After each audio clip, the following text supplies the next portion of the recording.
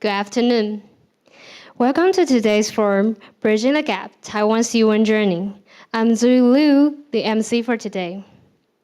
Today's event is co-organized by Staff United Fund, NTU Political Science Student Association, and Asia Pacific Youth Association. We will also like to express our gratitude to all the participants who had dedicated their time and efforts to make this event possible. In today's forum, we invite several experts to share their valuable experience. We are going to explore Taiwan's evolving role in global affairs, including dialogues with UN NGO leaders. Due to the unique international status, Taiwan has faced many diplomatic challenges in participating in global affairs. However, there has been a noticeable increase in the level of interaction between various NGOs and Taiwan. And the increased engagement demonstrates the effort made by Taiwan and the associated NGOs. Today's dialogue forum among Taiwanese students and young professionals with UN NGO leaders aim to delve into Taiwan's involvement in global affairs and further contribution on the international stage. Now, it's my pleasure to introduce the panelists for today's event. First, let's give a warm round of applause to welcome Dr. Liberto Bautista, the President for United Nations Economic and Social Council, the Conference of Non-Governmental Organizations in Consultative Relationship with United Nations. Next, please welcome Dr. Peter Lin, the Chairman of Staff Asian Pacific Center. Also, let's welcome Ms. Jill Tsai, the Division Chief of Research and Evaluation Division, the Research Development and Evaluation Department of Taiwan ICDF. Also, today's moderator is Danny Chen Esquire, who is the Chief Supervisor of Staff United Fund from U.S. headquarters. Thank you all for attending today's event. To begin with, we would like to invite the organizer of today's forum to deliver a welcome speech. First, let's welcome Thomas Chen, the Chairman of Staff United Fund, to deliver his welcome speech.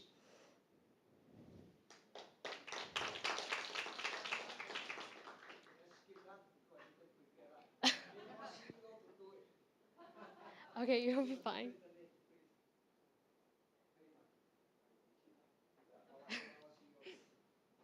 And please welcome.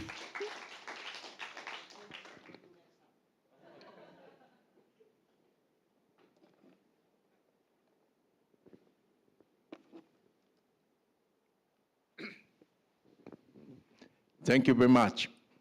My name is John Lin, and some people know that I'm actually graduated 1974 from National Taiwan University, Department of Sociology. So I guess a lot of you is not born by that time yet. And on behalf of Staff United Fund, I'm very happy to introduce we call the UN Go project to the younger generation, especially the student and the young professional in Taiwan. We did held UN Go workshop and get out in New York this year, January.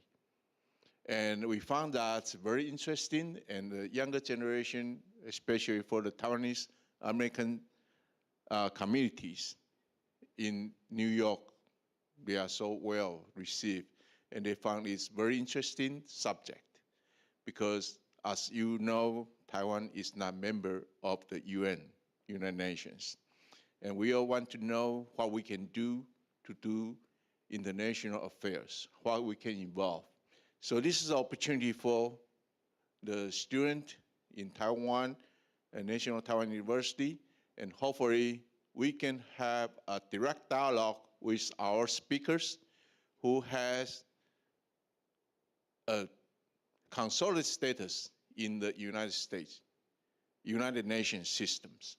So, and also we bring in the ICDF is a foundation of the government side. They do a lot of international development projects, and we have our Asian Pacific Center to explain more in detail our UN Go initiatives and our project.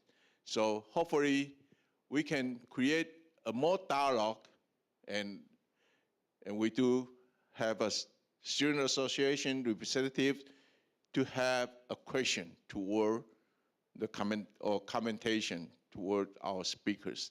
So thank you very much for your coming, and I hope you enjoy this, and hopefully we can have more program in the future. Thank you.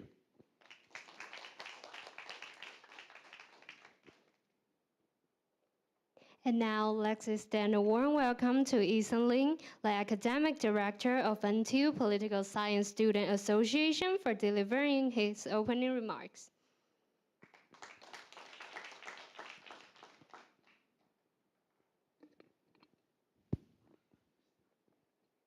Okay, greetings. My name is Ethan Lin, and today it is my honor to represent the NTU Political Science Student Association.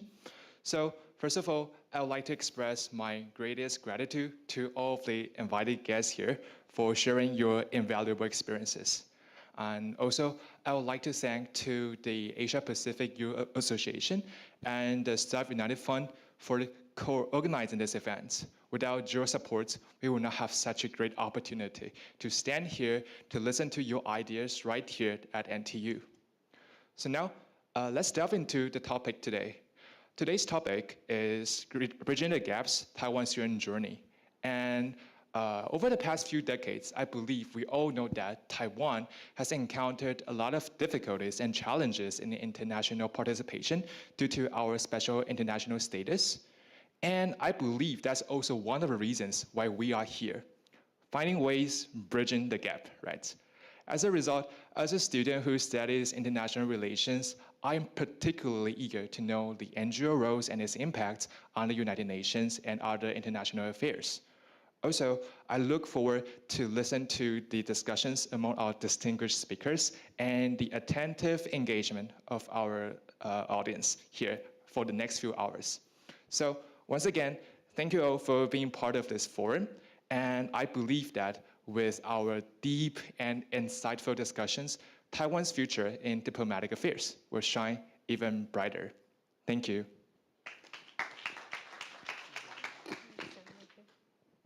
Special thanks to Mr. Lin for the engaging open speech. Next, let's welcome Ross Finger, the Senior Advisor of the Asia Pacific Youth Association, to share some thoughts.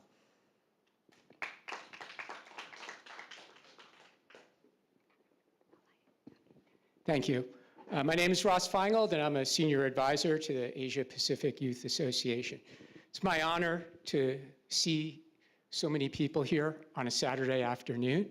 Especially would like to thank all the students who only recently completed their midterms and still made time to come here on a Saturday. I'm sure I speak for a lot of people, the older people, when I say good for you.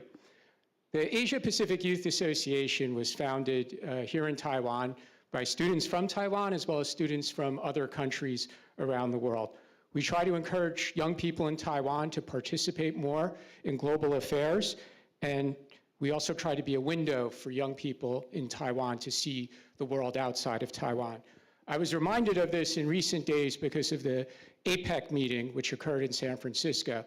And one of our Asia Pacific Youth Association special events every year is a model APEC held in conjunction with the Ministry of Foreign Affairs, which allows students to eventually attend a model APEC at the actual APEC.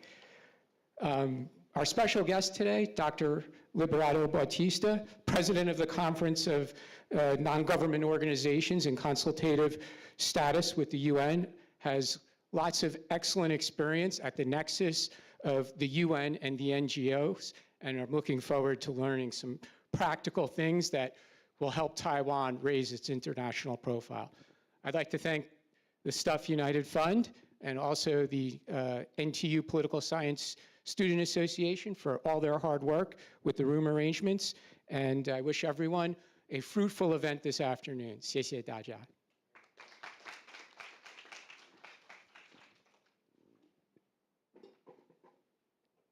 Now, it's my honor to welcome today's moderator, Danny Chen Esquire, and all the panelists on stage to officially commence today's event.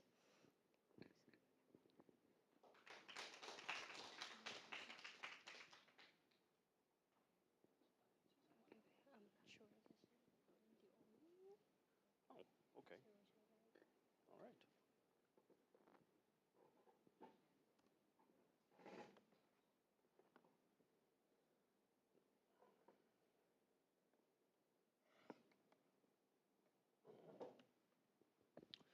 Well, good afternoon, everybody, ladies and gentlemen, distinguished guests.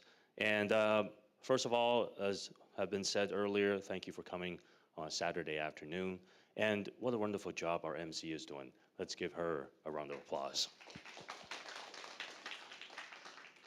So we all know Taiwan has had a long and dramatic relationship with the United Nations, from being, as the ROC, one of the founding members to UN in 1945, and to, of course, losing our seat in 1971. So while we already know these contentions on definition and qualification on membership, and we continue that fight, no doubt, what we want to do is frame today's discussion, frame the discussion on Taiwan's interactions with international NGOs, how these interactions can more actively assist Taiwan in its involvement in global affairs, and how Taiwan and our people and our NGOs can contribute further globally. So as the discussions will continue later today in the afternoon, let's please keep that frame in mind. We're not able to dictate how governments will engage each other and in this discussion, but let's focus on how we as individuals, we as leaders, we as participants to NGOs can help Taiwan and its people. So, of course, the event today is very meaningful. Take a look around the room right now. Please, take a look around the room. So unless you're here for free coffee and drinks, which I don't think are here yet, every person in this room is passionate about learning from each other, sharing our experiences, and of course, helping Taiwan. So for this, I feel like, see so many young people here makes us, well, I shouldn't say us, it makes people who are a little older very happy. So we'll hear from Dr. Bautista on the important roles that NGOs can play, from Dr. Peter Lin on the Stuff United Fund UN Go project, and from the Division Chief Joe Tsai on how the Taiwan model of public-private efforts can help advance our important issues globally. So without further ado, let us please welcome Dr. Bautista to come onto the stage and start us off.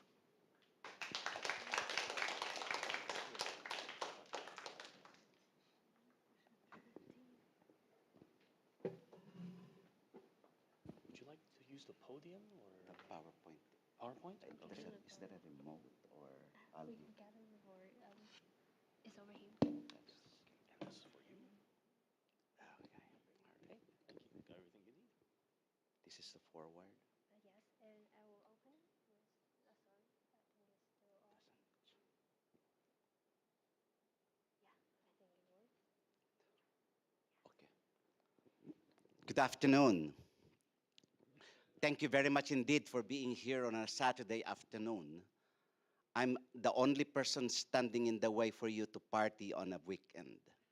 So I'll try to partly make it fun so that my new good friend Daniel will not be bored listening to a presentation on an afternoon, on a rather good Saturday afternoon, that we would rather not be seated in an auditorium like this, but doing some other things. But I think that your present here is a commitment to the discussion of the issues that are before us, and I hope I'd be able to address some of them. I'm using a set of slides that I use in my twice-a-year lecture to the U.S. State Department. I've been fortunate to be giving lectures to young diplomats as well as international visitors of the U.S. State Department. I give lectures to them on an introduction to non-governmental organization. So there is nothing that is specifically tailored for this group. It's what I would say to diplomats. It's what I would say to grassroots NGOs. It's what I would say precisely to an academic setting. I use this slide as well when I teach in graduate school in Korea on this issue. And National Taiwan University students have enrolled in my courses in Korea at Kyunghee University. It's called the Global Collaborative on Global Civilizations. And it's a collaboration of 50 universities around the world, Princeton, Yale, Harvard, UC Berkeley, Emory, Vanderbilt, and then you go all around the world. Ritsumeikan, Beijing, Tsinghua University, and then NTU. And one of my brightest students came from here. He got straight A from me. He now has a PhD in pure math, and he is a piano prodigy. We remain to be good friends. Xunyang Lee is his name. It's an honor to be Xunyang. I'll tell you on Facebook that I've been to the school where you came from. All right. This is what Antonio Guterres said of civil society. The UN depends on the active engagement of civil society actors. They are critical to achieving the SDGs and in addressing climate change. We must actively counter narratives that seek to discredit and undermine civil society. Where parts of civil society are considered a threat, we need a principled mindset and to engage constructively.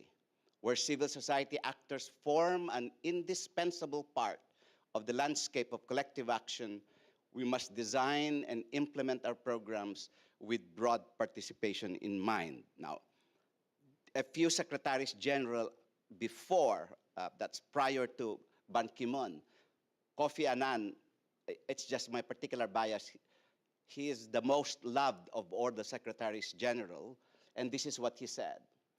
The truth is that NGOs are working with us everywhere, alongside us whenever crisis strikes, right behind us in advocating for women's rights, international criminal justice, and action on global warming, and often far out in front of us in identifying new threats and concerns.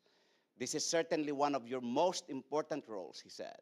You can often see what is not yet visible to diplomats and think what still seems unthinkable to governments, and their officials might not yet be able to admit. What you say may be unpalatable today, but often becomes the conventional wisdom of tomorrow. In fact, in the first sentence, women's rights, international criminal justice, and on global warming, without civil society, the United Nations mechanism called the United Nations Framework Convention on Climate Change would not exist without the urging of civil society. The Beijing Conference and the definition of what used to be women's rights or human rights, and there is a reformulation of that idea to say that all human rights are women's rights, rather than simply women's rights are human rights. All human rights are women's rights. All human rights are workers' rights.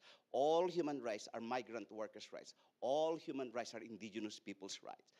That kind of formulation is the result of civil society pushing the redefinition of the concerns of international affairs. So international affairs are thematic issues. We were discussing that about. International affairs deal with thematic issues. International relations deal with geographic issues. We can talk about that. And then international regime talks about countries being able to transact and negotiate among themselves what kind of issues they will deal in a bilateral relation or in a multilateral negotiation that produces, say, a convention or a treaty or an international agreement. They're ready to sign a contract between them or among, in a regional setting, ASEAN, European Union, or African Union. Now, what was missing in the introduction, and I never fail to mention, is that I'm a United Methodist pastor, and I represent the United Methodist Church worldwide at the United Nations. We built a 12-story building, and I'll show you that. That's my office on the 11th floor, and that's just in front of the United Nations headquarters. That's my view of the United Nations headquarters from my office. And I say this because unless you've read any of the textbooks, an introduction to political science or introduction to international relations, you should have seen that the United Methodist Church, the Methodist Church in Westminster Hall in London, hosted the inaugural assembly of the United Nations. The first meeting of the United Nations as a whole, 6 months and 1 week later after its founding, no, not 6 months, 3 months after October in San Francisco, there was no building in New York, but there was a Methodist church in Westminster, England, in London, that resembled, so if you look at, no, this is not the best picture, in that YouTube, the General Assembly today is a replica of the pulpit, even of today, of the Methodist Central Hall in London. So the United Methodist Church built a 12-story building to commemorate that participation of the Methodist Church in the creation of the United Nations. And this building, 12 stories, is entirely dedicated to United Nations work. I had the representation. You cannot rent a room here if you're not related to the United Nations. So this is where peoples of the world meet, and across the street, that's where governments meet. And so there's a metaphor that we use. Across the street. When you are at the church center, you say across the street, you mean governments. And when governments are talking across the street, they mean our office, and that is where non-governmental organizations meet. Now this is my favorite quote, and its provenance is questionable, although it's much more a Doug Hammarskjöld, the second Secretary General of the UN. The United Nations is not designed to get us to heaven. It is designed to stop us from going to hell. So brace yourselves for the expectations that you have of the UN. Should we really be a member of the UN? It's not going to bring us to heaven. But if the idea is to not go to hell, join the UN, because it's what we need to do on earth rather than what needs to be done in heaven. What's his name? Jack Donnelly, who is an international relations expert and has published books in international relations, says that the matter of going to heaven should be left to religions, and going to hell should be left to political scientists and international affairs experts. So you should write at least one term paper on why that should be so. Let me skip those parts. You know all those. I usually discuss that with the state. Now, here are the principles I live by as an NGO representative at the UN.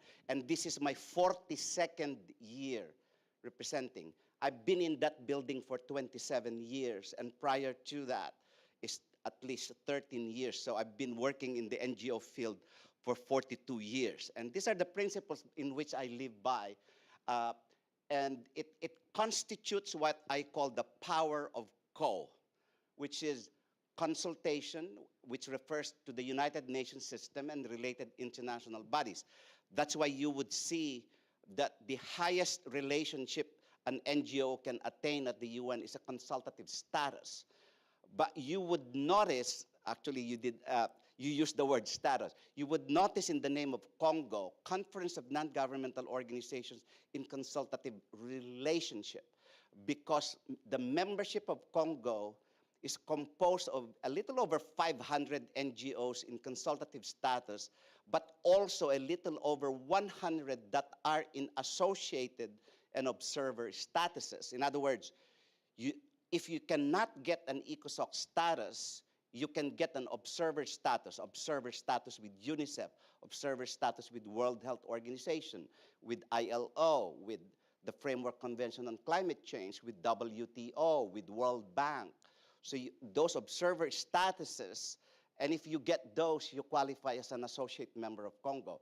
You can only be a full member of Congo if you have a consultative status. And we don't have any other formula for accepting you. The moment Staff Fund got its consultative status, all that we ask Staff Fund is to fill out the form and pay their annual membership due. We don't have any other filter. We don't have any other consideration. So the World Muslim Congress is a member of Congo. The World Jewish Congress is a member of Congo. So you've got two religions that are alphabetically right side by side, and they're members of Congo. The International Association of Applied Psychology, the International Federation of Social Workers, the International Federation of Metallurgical Engineers, the International Association of Automobile Owners, they're members of Congo. The diversity is quite perplexing, in fact, because, you know, the Automobile Association never attended the meeting of Congo, but they pay their membership dues every year. And if you ask them why, all they say is, we want to be known to be a part of a consultative body. So they read the statements. And then collaboration among NGOs in consultative relationship with the United Nations. So what you do today, what we do together today, is part of that collaborative dynamic. And it is what, when we develop a joint statement of meetings like this and give that to governments, it serves as a memo to government of what Mr. Kofi Annan said.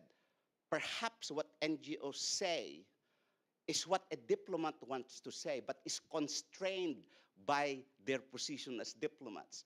So the ambassador of Malaysia, who was then Ambassador Hamid, I should say, was the president of ECOSOC. He came to deliver a speech at the Assembly of Congo, and he said, please keep doing what you say, because I can't say them as long as I'm a diplomat. So we need you to say what diplomats want to say, because we need to hear that. Okay, so that's the collaborative.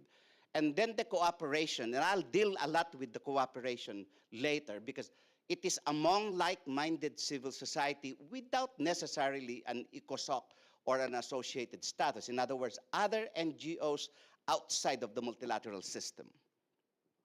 So you've got there the power of co-consultation, collaboration, and cooperation. We don't need to go through the definition of non-governmental organizations, but you will see it in another slide in which I make a difference between an NGO, a CSO, a CSM, a PVO, an NPO, and a GPO. It matters a lot because one's frustration in not being able to access the physical premises of the UN should not frustrate you, because there are many other ways in which you can access the substantive agenda of the multilateral system. Non-governmental organizations, of course, juridically never existed prior to the United Nations, because Article 71 of the United Nations Charter provides for the Economic and Social Council to produce and develop arrangements through which, and voila, the first mention of the term non-governmental organization. Prior to that, the phrase NGO did not exist. So Article 71 introduced the term NGO, and that is why there is a philosophical as well as a practical quarrel among purists that NGOs that relate to the UN should properly be called NGOs, and civil society organizations shouldn't be in that same category, because NGOs are the ones that are given a status. And if you have a consultative status, you have the possibility to speak at the UN meeting. But if you have an associated and no other status, you're not. General consultative status like Congo, we are allowed to write a 2,000-word statement. Special, they're allowed 750, and then the last level of consultative status is roster, you're allowed 100. General consultative, you're allowed to speak. Special, you are allowed 3 minutes. if you're roster, you're not even allowed to speak inside the UN, even if you have access to the space. Then you've got, so civil society organizations, there's many of, almost all NGOs are also CSOs, but not all CSOs in the contemplation of Article 71 are NGOs. You get me there? All NGOs are CSOs, but not all CSOs can be NGOs that have proper access to the UN as contemplated in Article 71. And then the magic number for NGO within the UN is ECOSOC Resolution 1996/31. So any major player, as an NGO player at the UN, that's their Bible, that's their holy word, that's their religious text. ECOSOC Resolution 1996/31 defines how an NGO can have access to the UN. Now, critical social movements. Not all NGOs are critical social movements. Critical social movements are grassroots organizations that engage critical analysis of situations on the ground. I've been to North Korea, I've been to South Korea, I've worked with critical social movements in the Korean Peninsula. But there are many NGOs in New York, in Geneva, and Vienna who say, we'd like to engage the Korean Peninsula issues. They've never been on the ground. Critical social movements, from a philosophical perspective, engage grassroots and critical analysis of the situation, okay? And then you've got PVOs, private voluntary organizations. Buddhist Tu Chi Foundation would be a private voluntary, which is also a CSO, which is also an NGO, because they have a consultative status at the UN and they are members of Congo. And then you've got nonprofit organizations. Rotary Club, member of Congo, Lions Club, Soroptimist Club, Zonta International. You've got other categories of NGOs that are, now these are self-definitions. You say we are a non-profit organization, we're a tax-exempt organization. These are self-ascriptions. You self-define yourselves. But you don't always say we are an NGO in consultative status with the UN if you don't have that status. And then people's organizations. How many more minutes do I have? Oh, and let me not waste the time that you will give me. I have more to say. Now, I think in an academic setting, I'd like to discuss this because it's important to differentiate between non-government in the understanding of the UN and what are private sector. If you are a multinational corporation, pharmaceutical industry, ICT industry, whatever industry it is you are engaged in, you are a non-government organization in relation to the United Nations. Because the United Nations is a club of governments. Anyone who is not government is non-governmental. And therefore, not all NGOs in relation to the UN are not for profit. Do you get me? So a multinational corporation gets a UN badge as an NGO because there are only two categories inside the UN. Either you are government or you're not government.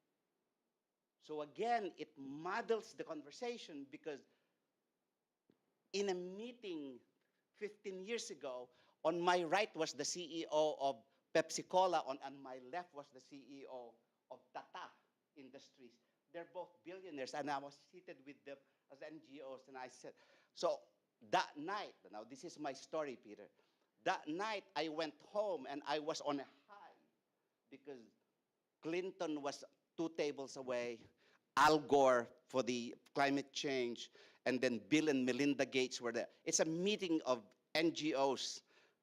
I'll not give you the context. That night, I told my wife, oh, you know what? I was in meetings with these people, and then my wife, who is my best friend and worst critic, said, calm down.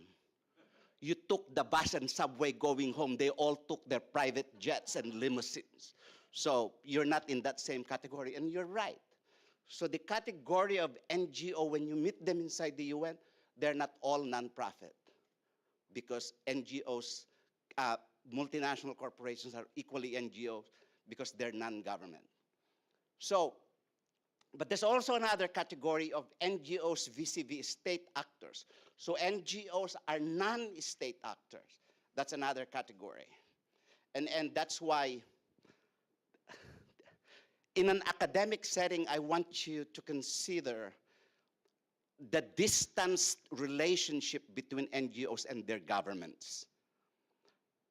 It matters that you're able to delineate the difference between your relation with government and government's relation to civil society, because the democratic demarcation gets clearer or gets more opaque as government becomes too close with civil society and when civil society becomes too close.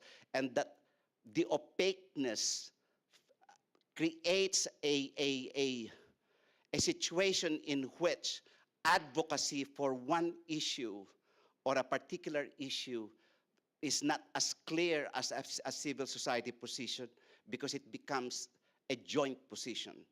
That's an academic thing that I would like you to consider. Now, liberation movements are non-government, but again, they are not NGOs in the contemplation of the United Nations. They are governments in waiting. So when you wage a self-determination movement, you are not yet government, but you might just win. I want you to consider that in the particular setting that you're talking about. In other words, aspirations for self-determination are juridically sanctioned by the United Nations. The right to self-determination is a right of every people. You are non-government, you're non-state actor in that instance, but you're not yet government, and neither are you NGOs in the contemplation of the UN.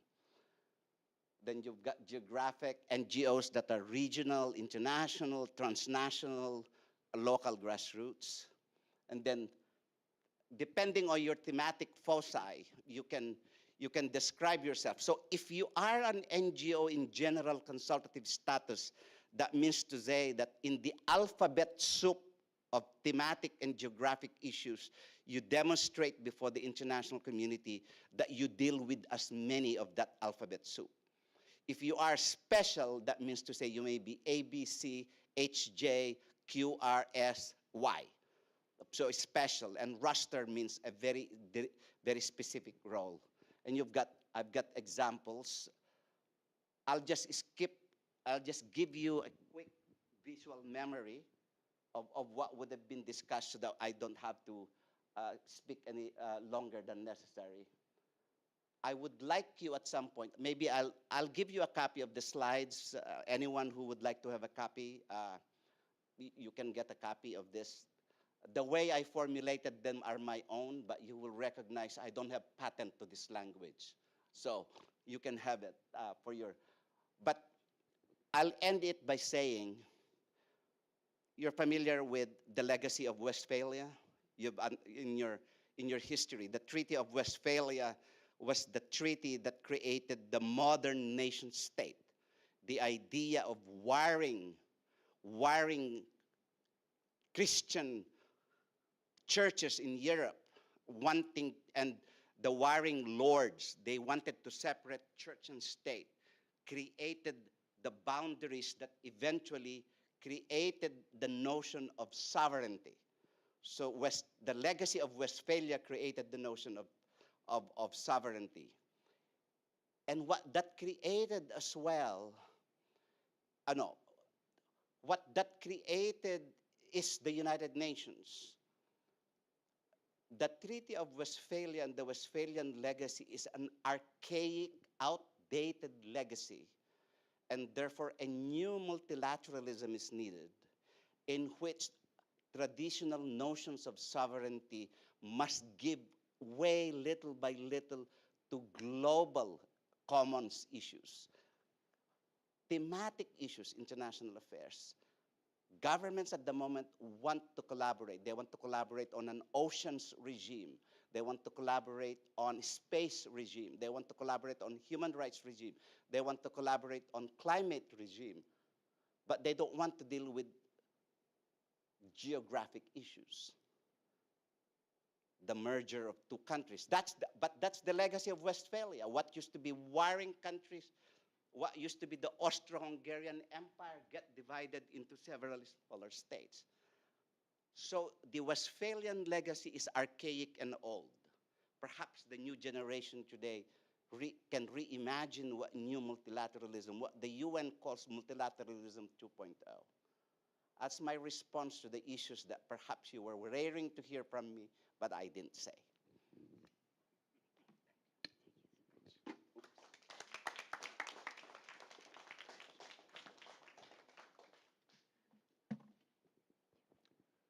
Thank you, Dr. Batista, for very, very insightful conversation with our students here present as well as online.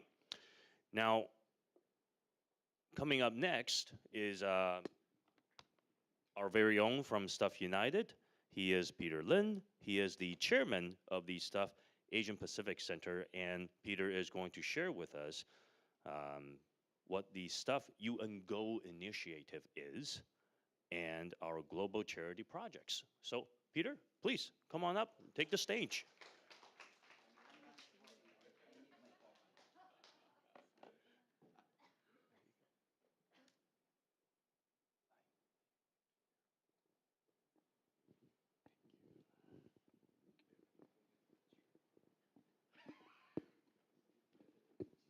Hello, everyone.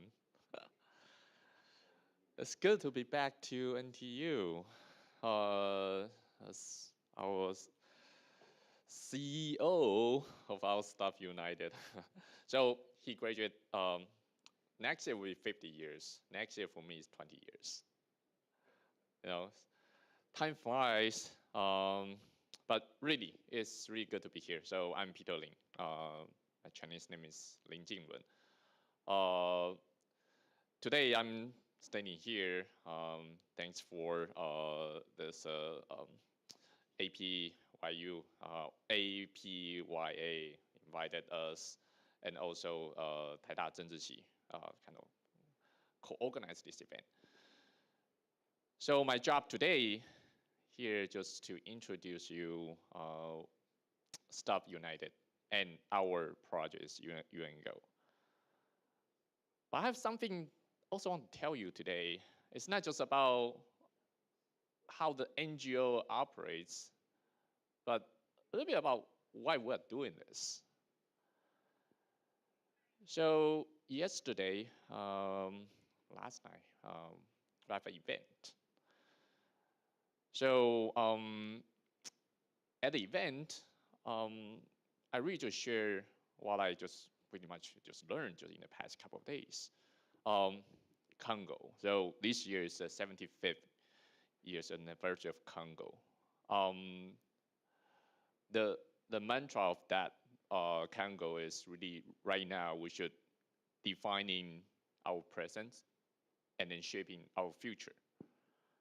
But really in the past couple of days, and then now that extending to defining the present, shaping the future, making the changes.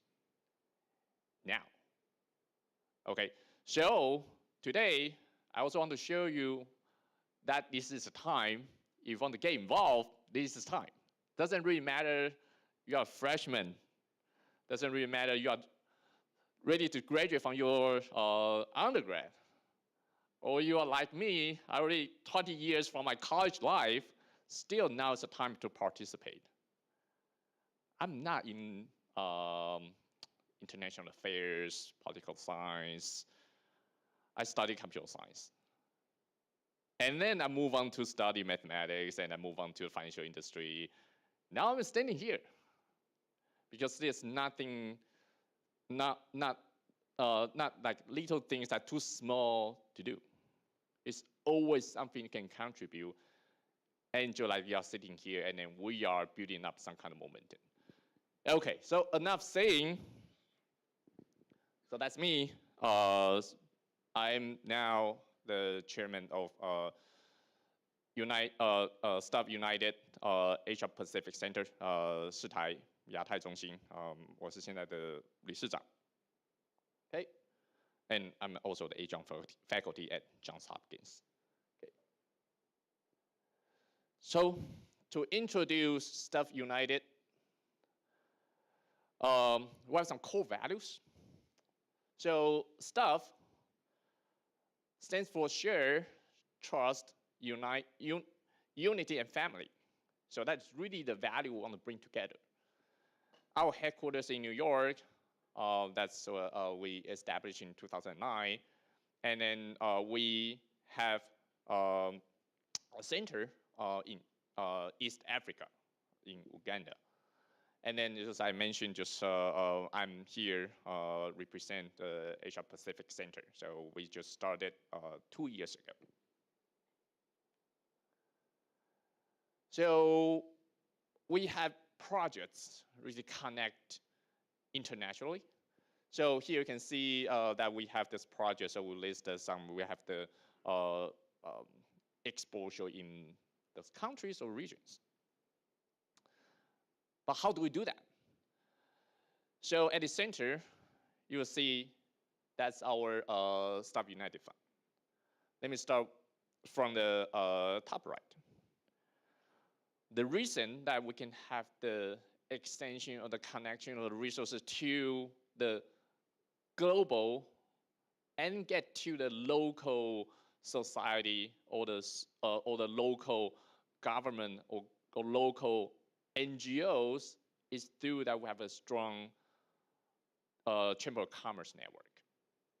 So we started as a group of Taiwanese Chambers of Commerce people that we do business in all different areas. That actually brings to a really nice thing, just that 3 quote from Dr. Bautista, that we always think about like business and NGO, how does that can be like non-government organization. Of course, that's a definition broad, but we show a very good example. One of the core is collaboration, right? So it's not necessary we have to do just everything for profit, but how do we give back to the society, to the environment, to the earth, to the globe? So that's how we start thinking about that, and that's how we started Stuff United. So the Chamber of Commerce still running, but we can also have a very nice, well-organized NGO for different objectives. And then the bottom right is the government or agencies. So that's another call, is even though for non-government organizations, just like a UN, there are members, state members, there's NGO members, but there's always topics, always collaboration, always something that we should sit down and talk about. And then that's why we kind of starting everything, and then we feel like this is something we have to get to a bigger stage. Of course, that's how we, when we get have the opportunity, start applying and to get our consultative status and get into the UN. And then, of course, the upper left, that's how we stand through our core values and how we operate as an NGO. And so right now, when we talk about that, we want to do something. We want to make change. We want to make changes. We want to do this now. How do we do that? So that's how we actually started this project we call UN Go. Is now it just go. If you walk, if you want to run, you want to jump, anyone want to do, it's fine, but just go. Just start right now. Okay, so that we call UN Go. Okay, so we started UN Go, want to connect with the youth, but youth is broad terms. So I think we are all youth here, so comparing to larger history generation or people here. So the UN Go, but we just want to connect with people, really have the vision, and we want to do something. So of course that we want to have people with creativities. So mostly that will create or connect with people, like undergrad people or people or younger people that have some kind of vision or dream or some kind of in your life goal, some get into an international stage.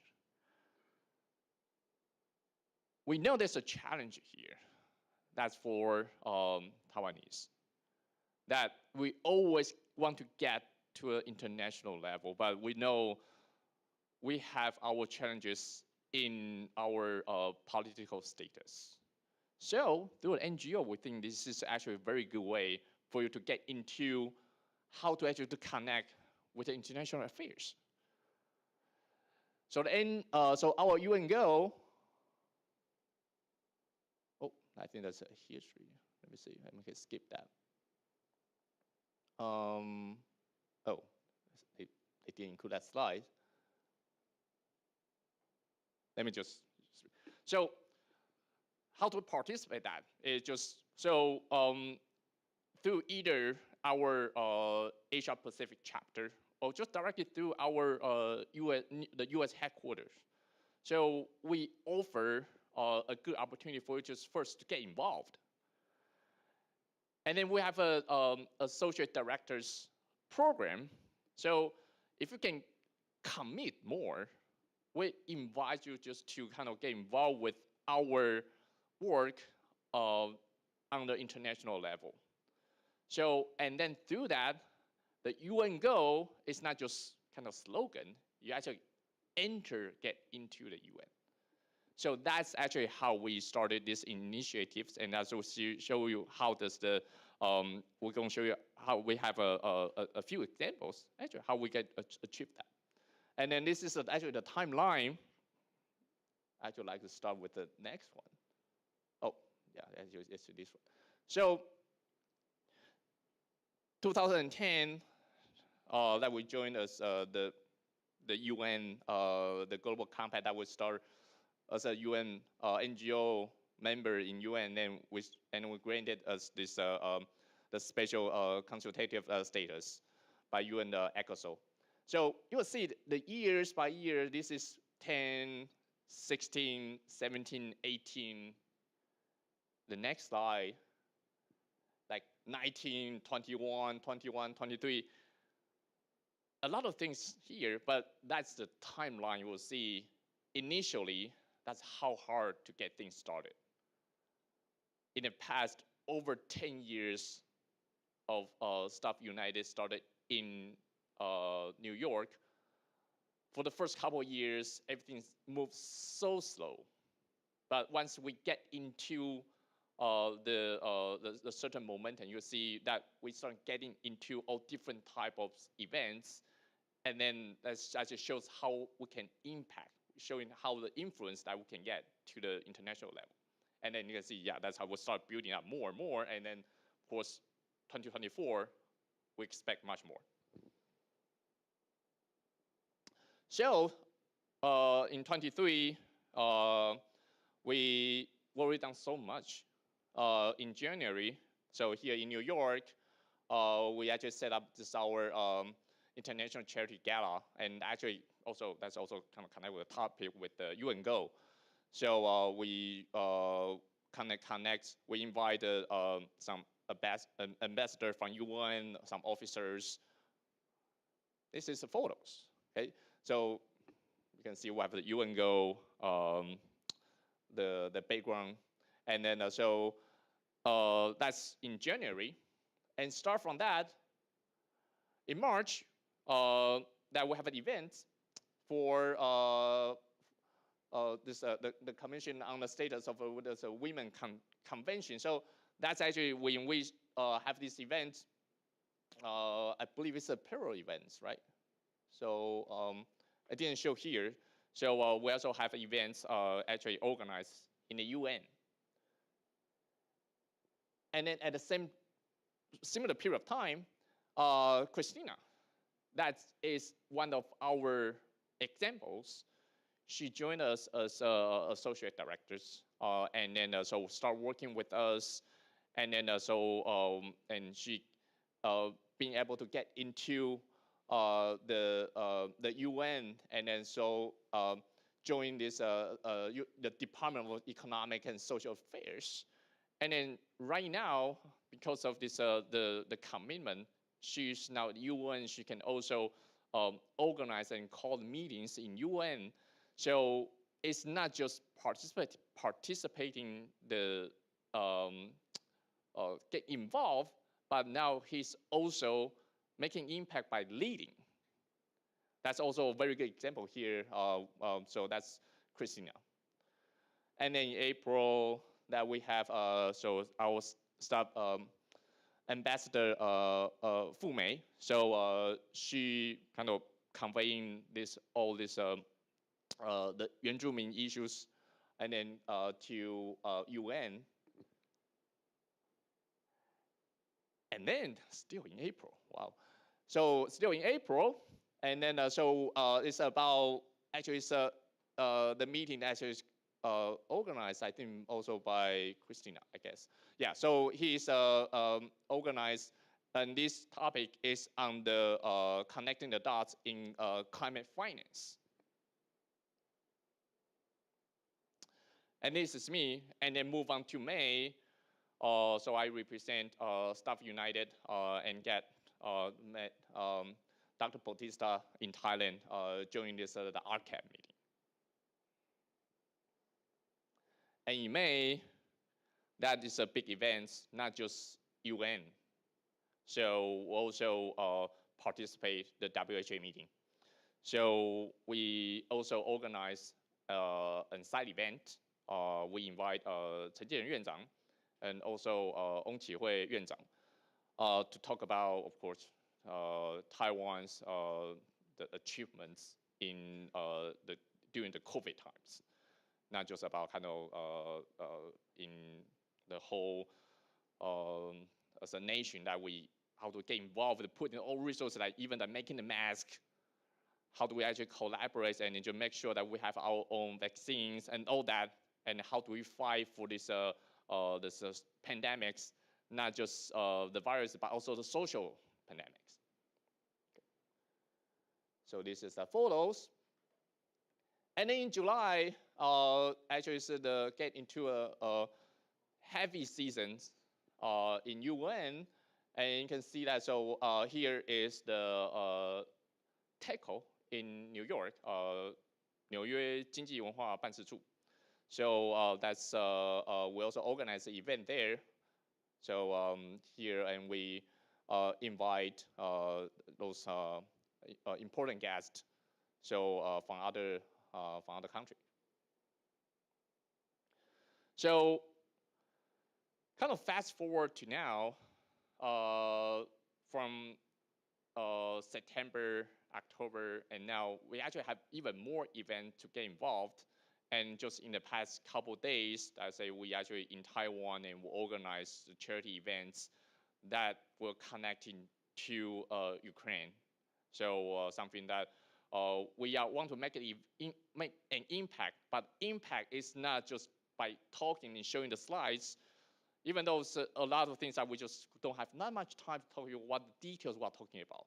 But really, the point here is to want to show you, if you want to get involved with this, if you have some kind of heart, you feel like, yeah, there's something that you think is valuable, right? So you are sitting here, you enjoy your time being a college student, but the privilege of that is because we have this loving environment. We have a really good Taiwan, the government, the people, everything to make this happen. So we can sit down here, we can talk about things. If you think that is worth fighting, that you should join us and then find out more, how do we how do we preserve that or even creating more? And I think that's a value I want to share with you, and that's a value of the UN Go. I don't have more slides, but of course I can share with the slide, because everything else is just more and more things that we do, like like in Syrian, Africa, this like COVID-19, the donation to India, Somaliland,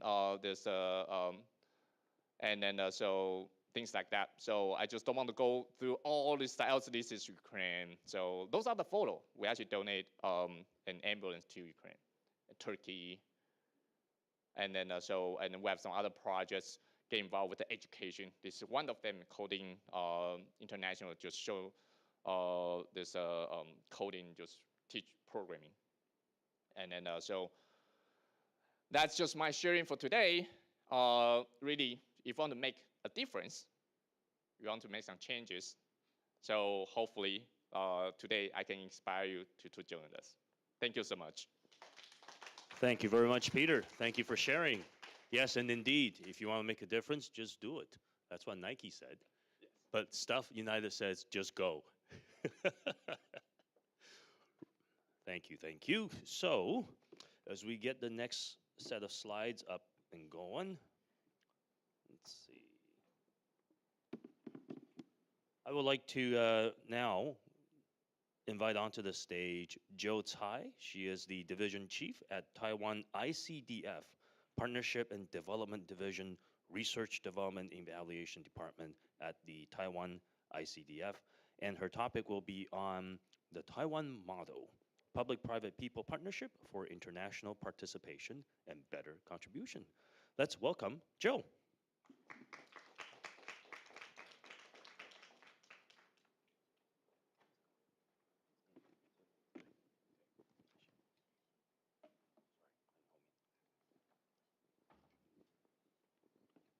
Okay, thank you, moderator, and all the distinguished guests here today.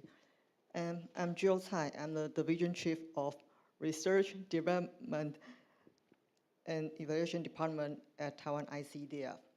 The original representative of Taiwan ICDF had a flu, so she lost her voice, so she couldn't join us today. And it was a last-minute assignment for me, so forgive me if I'm reading the notes here. Yeah. Before the presentation, I'm wondering, have you ever heard of Taiwan ICDF? Yes? Yes? No? Okay. The Taiwan ICDF is the foreign aid agency of Taiwan, following the foreign policy, implementing cooperation, development programs in allied and friendly countries. And one of my department's main responsibility is global partnership and international participation. And therefore, the following presentation will share Taiwan's international participation from Taiwan ICDF's perspective, which is from Taiwan's sole official aid agency. I will firstly start with a brief introduction of international cooperation and development, and also who we are, what we do, and how we partner for international participation and try to have a better contribution to the world.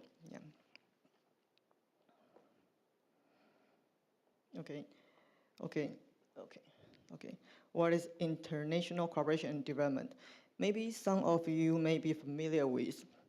After the end of World War II in 1945, all countries desperately needed to be reconstructed. So the well-known Marshall Plan was initiated in 1948 to provide foreign aid to Western Europe. And the United States also provide economic assistance to Taiwan and successfully helped Taiwan to achieve self-sustaining economic growth. And afterward, a new era of globalization started.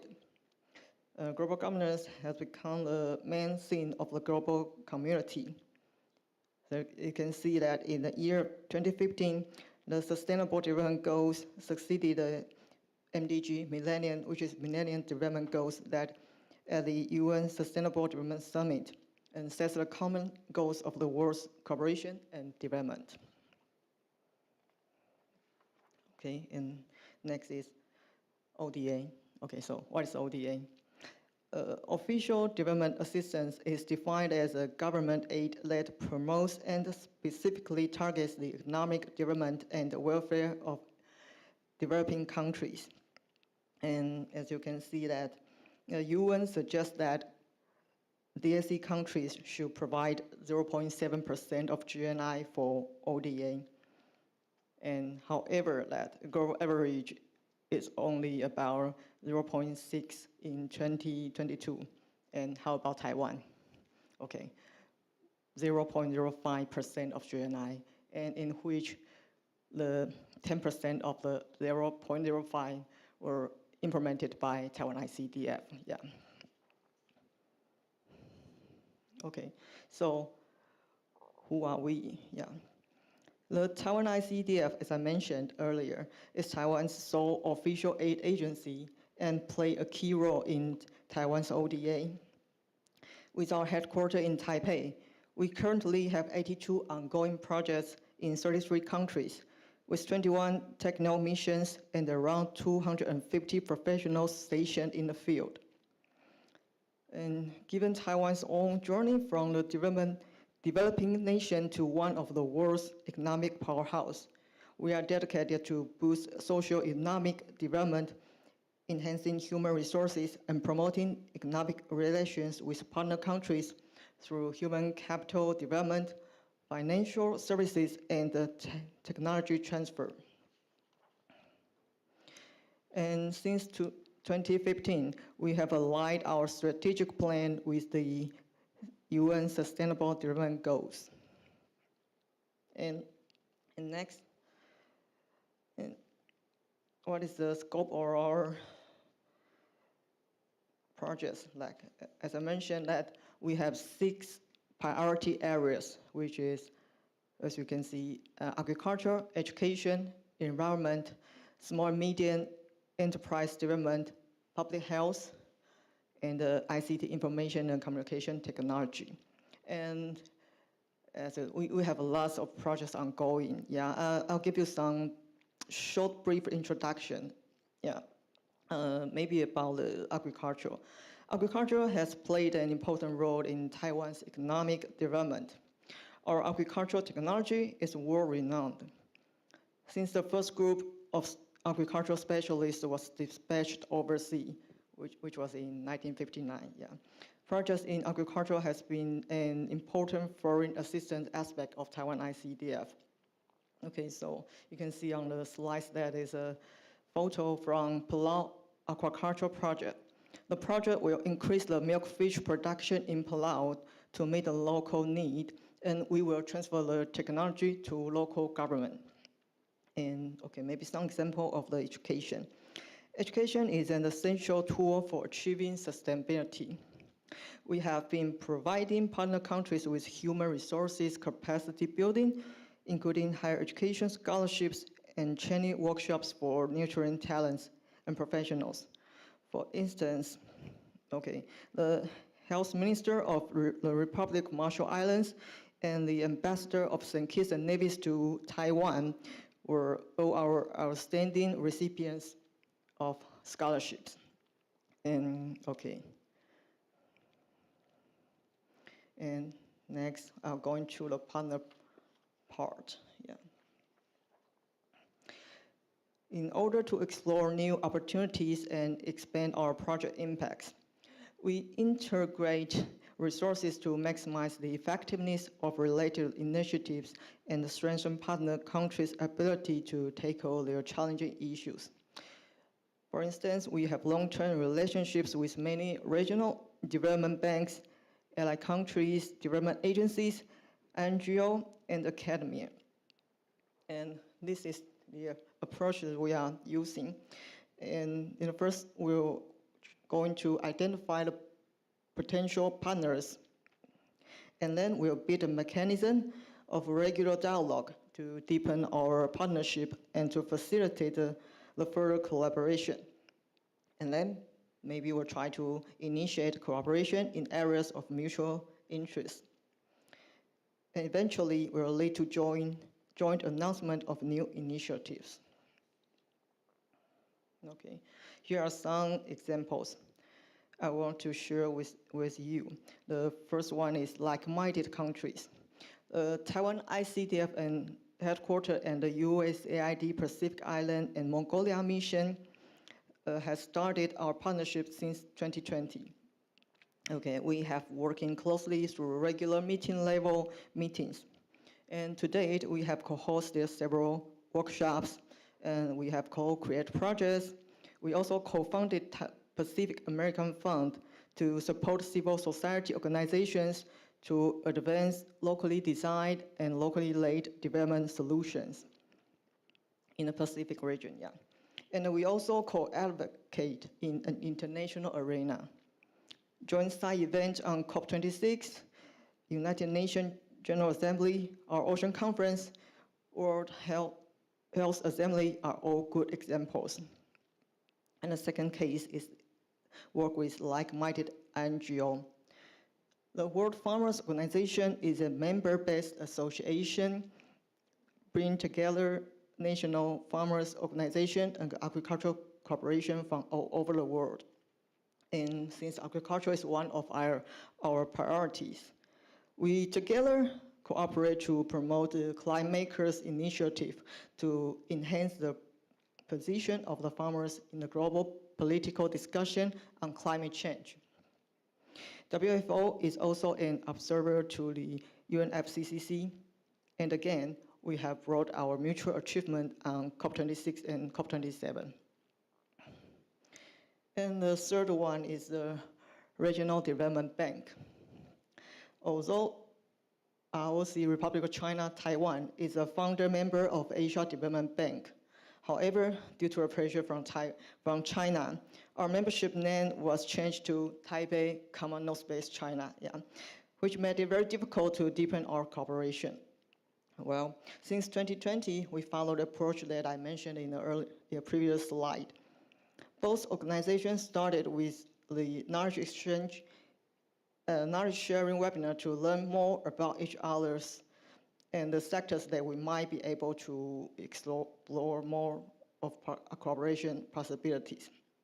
And then we identify the Earth observation is one of them. Then we held a knowledge sharing webinar during the pandemic to introduce Taiwan's more affordable and feasible technologies to the project managers and the ADB's developing member countries. And now I'm going to move to how we promote partnership domestically in recent years. Due to the limited budget for development, as I mentioned earlier about the ODA numbers, how to mobilize the resources from private sector has become an important issue. Therefore, Taiwan ICDF made a lot of efforts in public, private, and people partnerships. And here's an example. Impact Frontier Lab aims to increase the scope of Taiwan's ODA and to support our diplomatic allies in achieving SDG. Okay, we invited Taiwan's enterprise and civil society organizations to brainstorming and to participate in Taiwan's international efforts by using their own innovative technologies, services, and business models. And to the Taiwanese enterprise, maybe they have the willingness to come and join, but most of them are not familiar with our ally countries, not to say to invest in those countries. So with this project, Taiwan ICDF can share our profound knowledge of those countries and connect them to the right local agencies or partners. And we also provide a matching fund to share the risk of investment. So in the first round of this project, we successfully mobilized 2 times of financing resources of our matching funds to invest in our ally countries, and also bring the sustainable business model to our allies and help them to tackle their development issues with our innovative technologies or services. It can now to be a win-win result. We are now at the second round. Yeah, the 12 selected teams are now at the accelerator process. Okay, the next part is how we co-create international awareness. Okay, in order to connect more global partners to create synergy assisting our partner countries for development, and to share our best practice with the global community. We continue to put the effort in participation in the global conference and meetings. And like we work closely with MOFA, which is a Ministry of Foreign Affairs, by sharing our best practice during the joint side events with allied countries, and engage in global governance mechanism by co-hosting side events with NGO that have UN consultative status, such as WFO. We also work closely with like-minded organizations such as USAID and co-host side events. And in recent years, we try to showcase best practice to participate of the conference and the media through exhibition. Like we work with the government of St. Kitts and Nevis to firstly co-create a pavilion on COP27. And at COP28, we co-create with Palau for the pavilion in the Blue Zone. And we also publish academic papers in international journals to extend visibility. And okay, I would like to share with you a short video about the Palau Pavilion that we co-create with Palau this year. If you or your friends have an opportunity to participate COP28 this year, please do invite them to visit us at Palau Pavilion.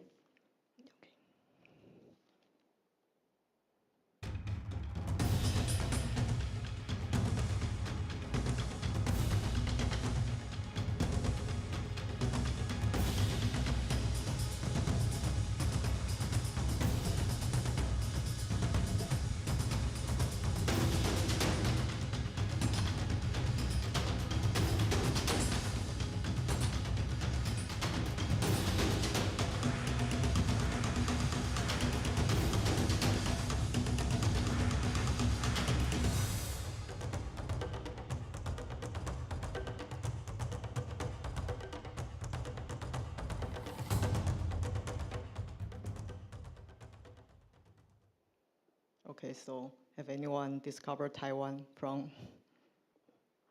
Okay, it's just inside the flowers. Yeah, that's a Taiwan. Yeah. Okay. Okay, and here's a list of our international participation in 2023. Yeah, there's a lot, so I will not introduce respectively. So, and we participate in these important events almost every month, yeah, and there are more not on this slide. Okay, I think I will conclude here, and I will show you with the way to join us. Okay, the first one, please follow us to be our fan. And maybe you can work with us. The job vacancy or internship opportunities are listed on the website. So send us your resume, and hope we have the honor to have you work with us.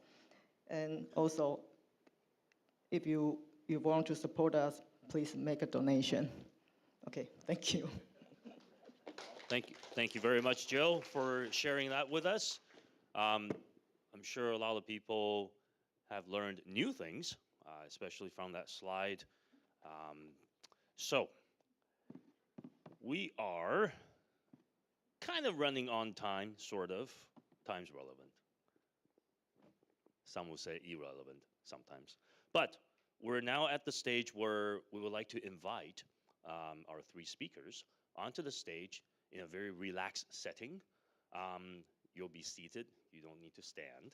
And there are gonna be some questions that some members of the audience have asked. So we would like to use this opportunity to really, get the three bright minds that were just on stage to come up all at once and for us to have a lively discussion on NGOs, Stuff United, and all the things that we can do to make this a better place. So if I can have the staff member, please help us set up.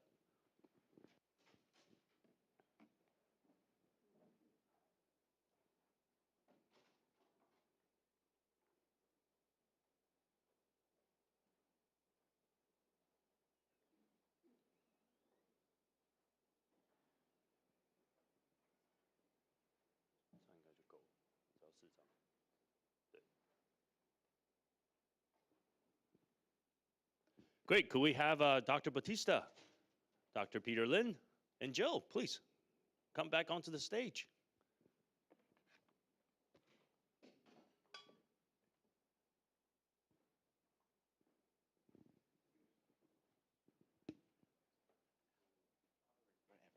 Yeah, I'll take the far side.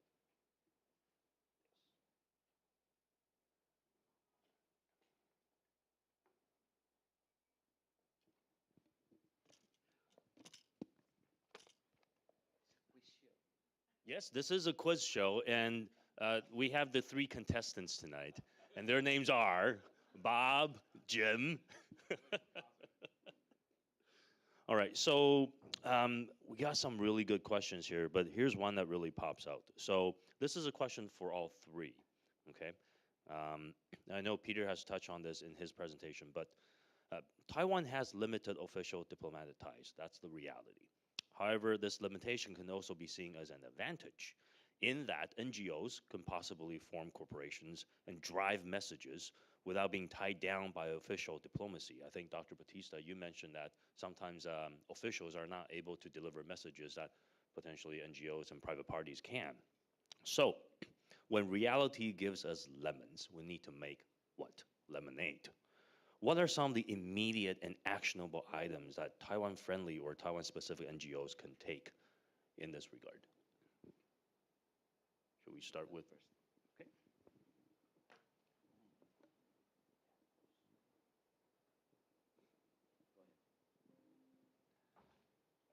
Okay. Okay, that's a long question. It's a hard one. So yeah, just like I mentioned in the slides and the presentation. So it's time for us to take an initiative to start doing something. So so we have the conversation. So we have the conversation through these few days events that this is one of the topics that we get involved. So how do we start and how do we kind of really make influence? So one of the conversation we have is, so to do things, there's always a chicken and egg. So you want to actually to participate and just have friends to be your ally. It's what can you give? So it's nothing is just like coming from nowhere. So the first thing I would say to that really like a really good question, but also really hard to answer because there are so many things we can do, but you have to do. You have to start giving something. Like Taiwan, that we have some really good developments in technology, in medical science. Just like earlier we talked about this during the COVID time, that we have really good developments. We have a good in creativities, like the arts, and you know we also are very good in traditional industries that have really good the manufacturers. So all those things, if coming back to what Stuff United that we focus something that how can we create some value, start doing something, doing some collaborations, making friends. By we started first, we initiate that. So like today we talk about UN Go, it's different kind of initiation, but also very similar to that, my answer to that question. Just want to do something on a more international level. There's no difference. That we should think about what can we do first. And then the friends will come. So that's my answer to that. Thank you, Peter. Joe, would you like to? Okay, and I think it's a little bit weird for me to answer this question.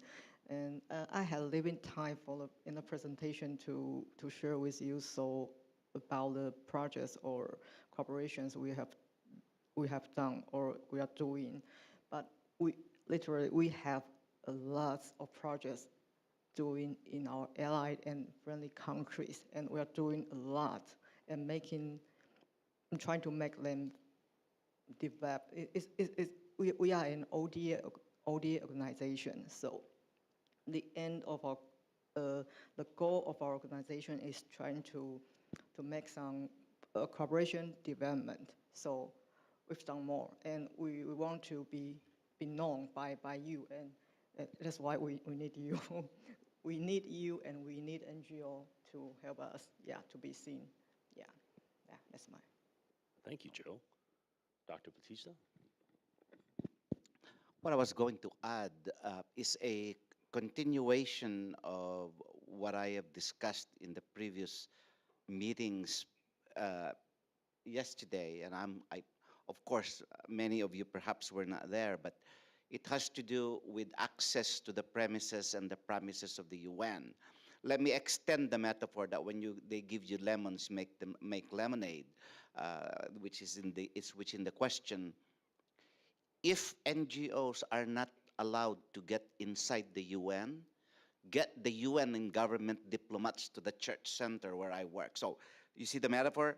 If they don't allow you to be able to be in conversation with governments across the street, meaning at the UN headquarters, bring the people in the UN headquarters to NGO-friendly venues.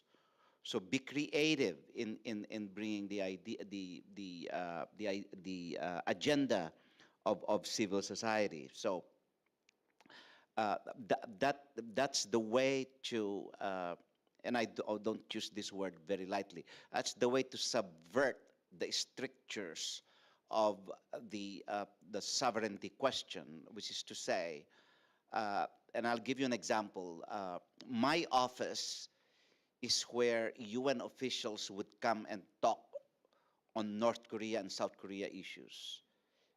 There are no diplomatic, it's far less diplomatic, there's far less nuancing of the diplomatic stricture compared to discussing it inside the UN, because it gives officiality to the conversation between the North and the South. So NGOs can actually be creative in bringing their issues without subverting the diplomatic requirements. I think that is an excellent point, and that makes for, I think, Staff United, our headquarters is in New York, so we should definitely make use of the venue. Let me add that. You may have encountered the term good offices. In other words, the good officers of the Secretary General. You can, as a well-meaning organization, you can build the profile of your NGO, and you can build your office as a good office. You can invite parties to a conversation to the office and build the brand as a trusted brand in which confidential discussions on matters of equal concern can be discussed. It's the principle of good offices. Thank you. Thank you for sharing that. Yes. Well, this next question, let me just read it verbatim. What is the advantage for Congo in global affairs, and what are the restrictions? That's for Congo. Yes. Well, Peter mentioned the fact that this is the 75th anniversary of Congo. This is also the 75th anniversary of the Universal Declaration of Human Rights. That's why on December 15, Congo and the Office of the High Commissioner for Human Rights in Geneva will be co-celebrating the 75th, a double 75th. But as we were writing the concept note for the event in Geneva, we soon realized that it's also the 75th anniversary of the International Committee of the Red Cross. It's also the 75th anniversary of the ILO Convention on the Right to Free Assembly. So you can imagine that part of the advantage of Congo is that 75 years ago, the people who drafted the Universal Declaration of Human Rights, the people who said there should be a right of workers to assemble and organize, the people who said humanitarianism should be free from government intervention and that they should be neutral forces. You can imagine these are all the same people. So the advantage from a Congo perspective is that from the get-go, we are part of a certain internationalism that created some of the current venerable organizations, be it in the human rights field, be it in the development field, be it in the humanitarian field. We don't brag about that as an advantage. We leverage that position in the international community and with the United Nations. The second one would be that we have a general consultative status. So out of 6,200 NGOs accredited with consultative status, only 142 have a general consultative status, and Congo is a general consultative status NGO, and therefore we can make interventions from aphids to zygotes, from alpha to xylophone. I may not be relaying the metaphor, but it's from A to Z. Thank you. Thank you, Doctor. This next question, I want to split it into two parts, and I think it'll be best answered, if we could, by Peter and also by Joe. So, as Stuff United holds this particular status, how has it helped Stuff United with its missions?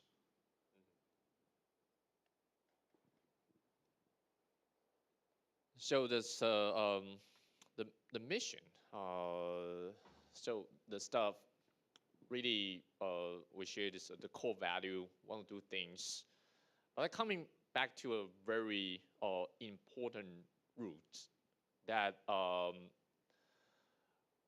kind of sharing the love from all the Taiwanese. So we talk about Congo. The whole space of this really big NGOs, but from Taiwan or Taiwanese point of view, that it seems that we're missing that. So the first thing that we think that will really help is to gain that visibility into this NGOs, or even get into the more international stage. So first, just to get that status, it's just showing that we are getting into a bigger stage. And I think really the thing is that we can raise our voice. I think that really the things that I want to show. And then that going back to that root, that our voice pretty much represent the Taiwanese voices that can be heard. So I think that's our really the core value, and then connecting to the mission that we need to do that. And that's something that I think to the level is not really about government, about really what's the international laws and all that. But as human beings, Taiwan is a part of the global human beings, but our voice need to be heard, and that's, I think, the reason we get that, and then that's really just do that, I think, the value that we created. Thank you, Peter. And on the flip side, I would like to see if Joe can chime in on the Taiwan ICDF side of things. Knowing that Stuff United has this particular status and has put in the work that we've done, how in the future can Stuff United work even closer with your entity and with your interests, as well as the missions and the messages that you're trying to drive? Okay. Well, I'm following my slides earlier that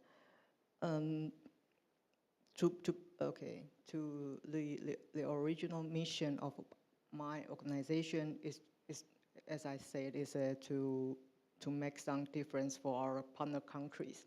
Yeah, and that is one thing. And on the other hand, of course, we also want to follow Peter's words that we also want to be the visibility. We want to be seen and to tell the world that what we've done. And So and that's why we're doing so many global participation, yeah. And working with staff is a good opportunity for us, and we can co-create. So this meaningful like meetings or maybe some workshops, and to tell everyone not here today in Taiwan, or maybe we have some another cooperation maybe earlier in New York and others, maybe in the future. It was all good opportunities for us to just bring more of Taiwan's idea and what have we done and what we have helped to the world, yeah, and the message to the world, yeah, yes. Thank you. Thank you, Joe. If I may Sure, add please. a little bit. So not just Staff United, I think all the NGOs that through ICDF that we have a good access to our friends, international friends. So Staff United, actually we have several programs that one is Coding International, I just mentioned very briefly on the slides. That so that's educations that we want to bring to the region countries that doesn't have that privilege to have a really good IT, those type of resources to learn how to program. But right now it's already in an era of like not when we talk about AI, but there's a country that they don't even have a stable electricity, internet. How do they learn that? So that's kind of the education program we want to provide. And that's one of the projects that we discussed with ICDF. How do we promote that to our friends? And then of course we have a program on life education. So that's also in several regions that probably the education is focused on more the basic level, but I believe to a certain of level. So life, like when we talk about like 生老病死, that's eventually you will face something much bigger in your life journey. So what will be the important factors? So that's also things that we want to discuss, and then we start discussing with ICDF. And like I say, this is not just for you, Staff United. So NGOs or any you sitting here is have ideas or have projects want to get to the international and through ICDF. I think that's a good idea. Great, thank you, Peter. Now, Dr. Batista, I noticed that you're busy writing, and I wanted to see if there are some brilliant things that we can get from you as you were writing. I was writing my next speech. No. No, I'm inspired by the direction of the questions, and here's what I was thinking.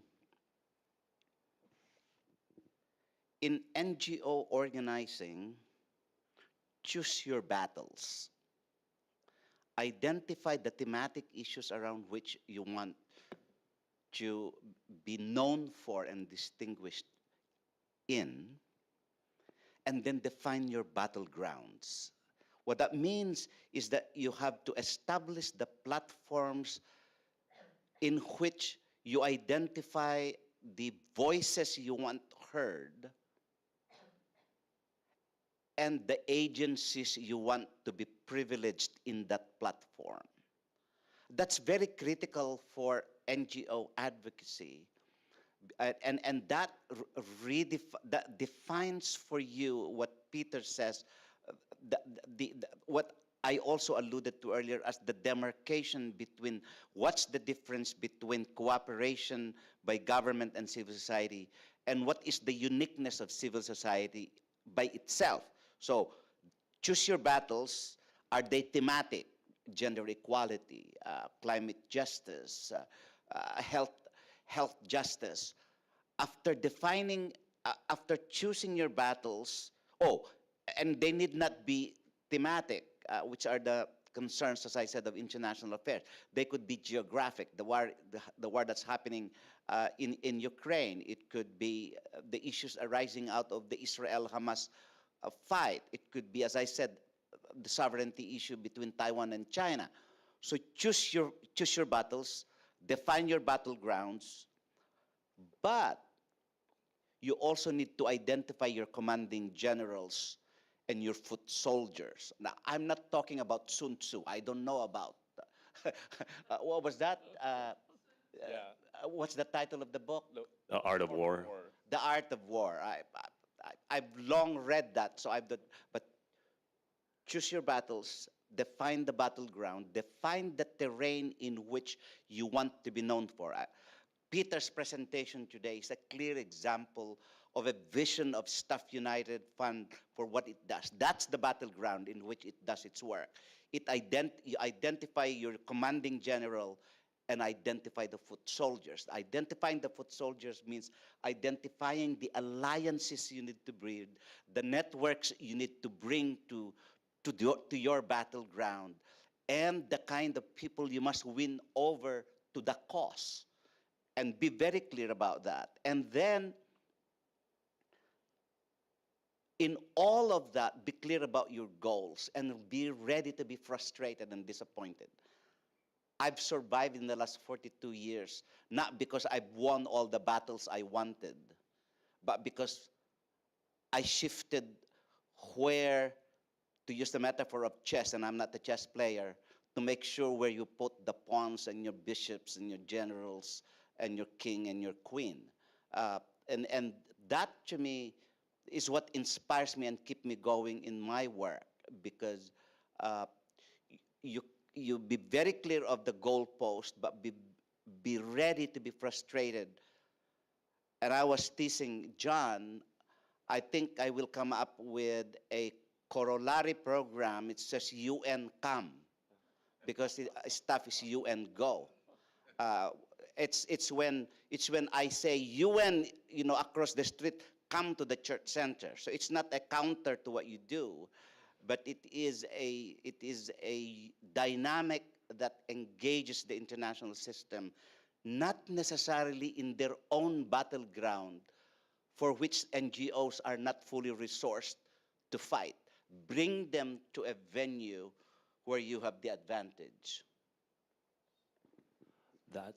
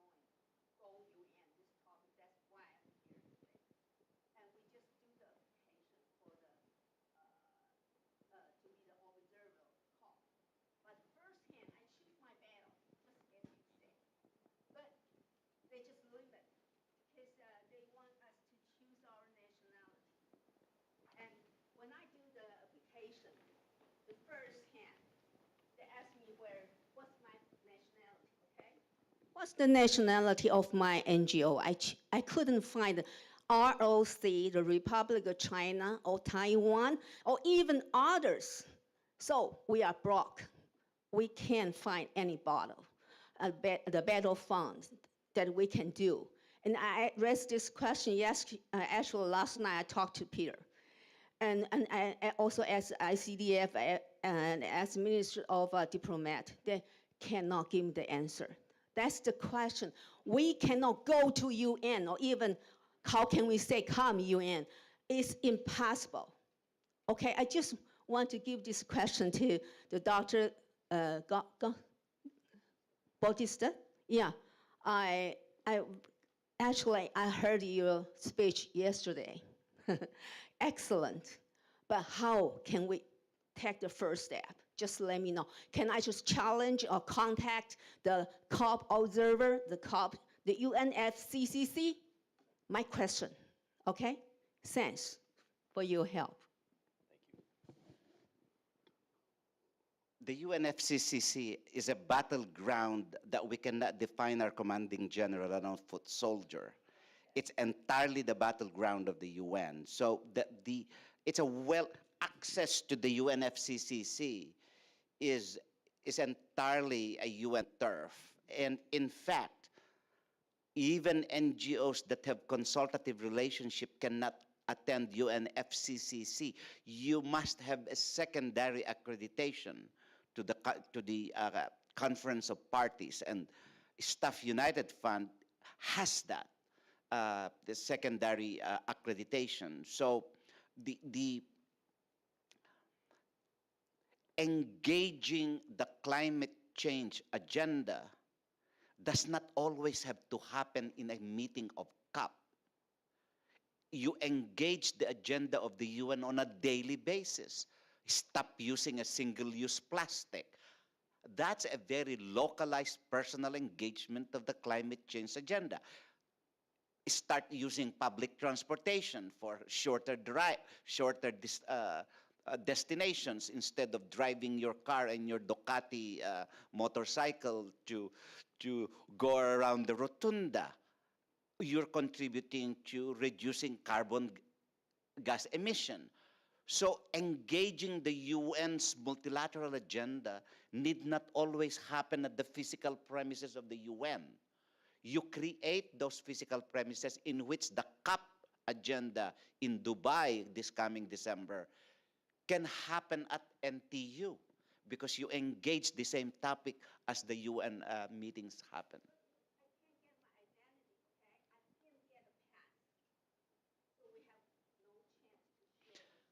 But you have to remember that even Congo with the general consultative status were only allowed 7 passes.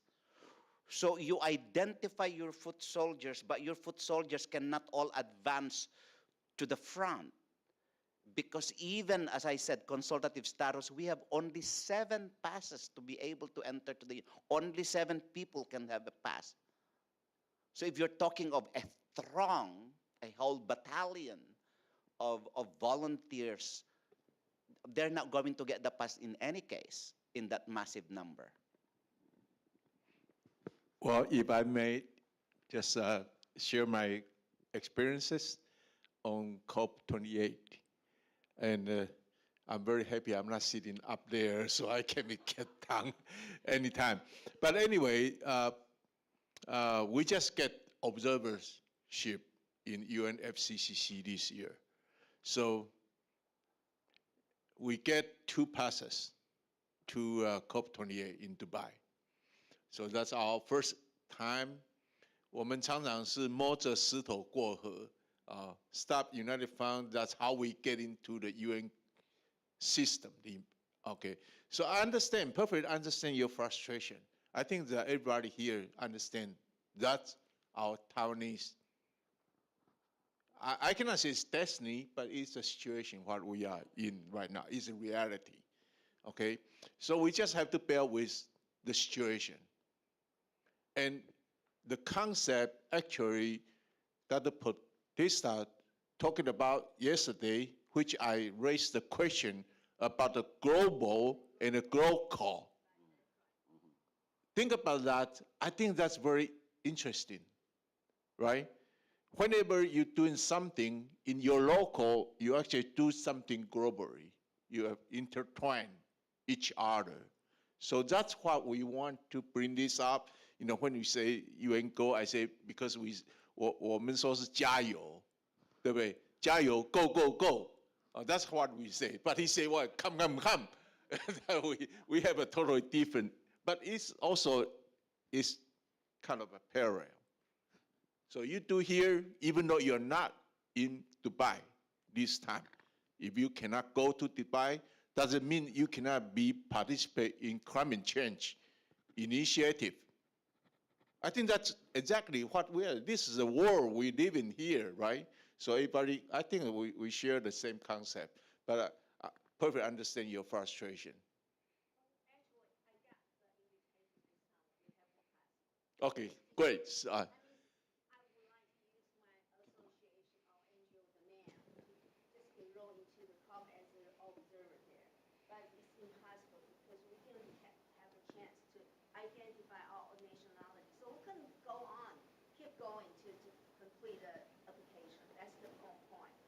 Okay.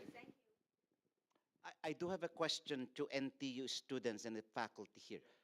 Is there a model UN at NTU? There is a model UN. You've done it.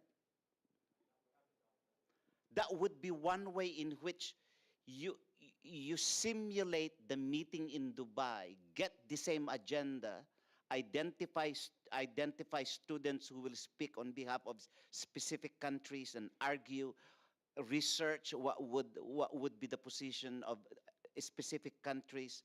So you do a mock battle. You simulate the meeting that's happening. That's partly what John is saying as a way of explaining the principle of the glocal, that the local and the global places are simultaneous realities. So you may not be in Dubai in the first week of December, but you can recreate Dubai and its agenda here. And you can transmit that message on social media that this is how you discuss the same agenda that happened in Dubai in a local setting using a global agenda. So that's the glocality.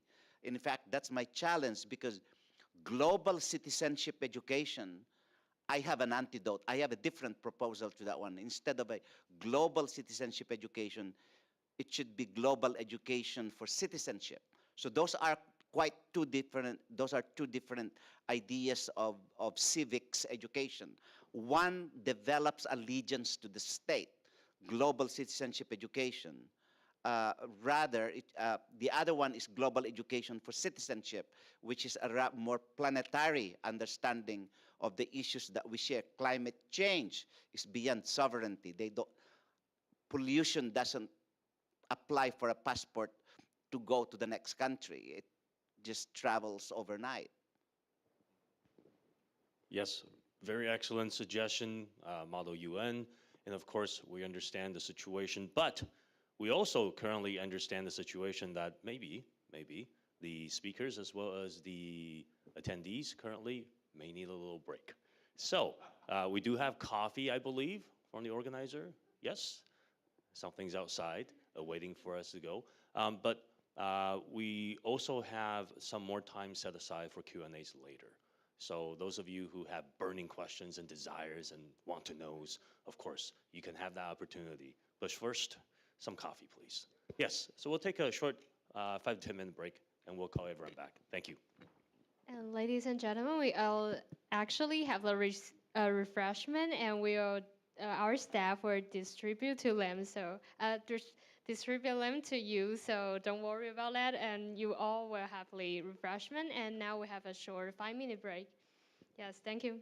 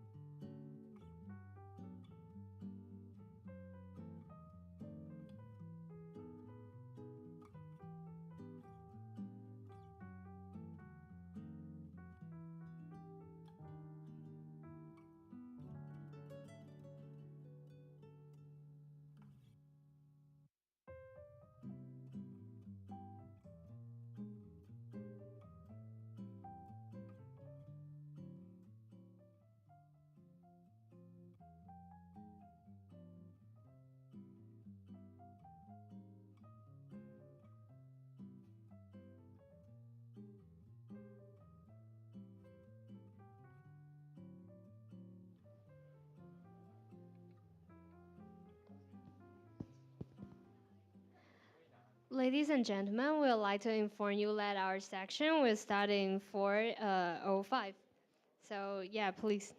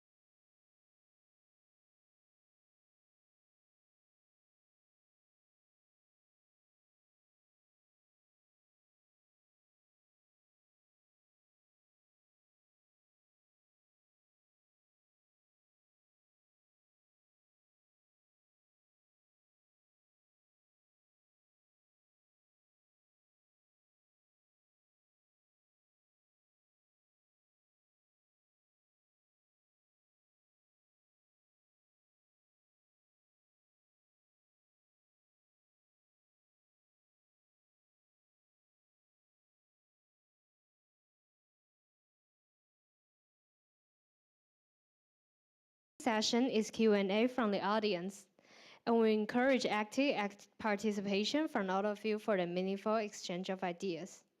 And then let's welcome the moderator and all the panelists on stage.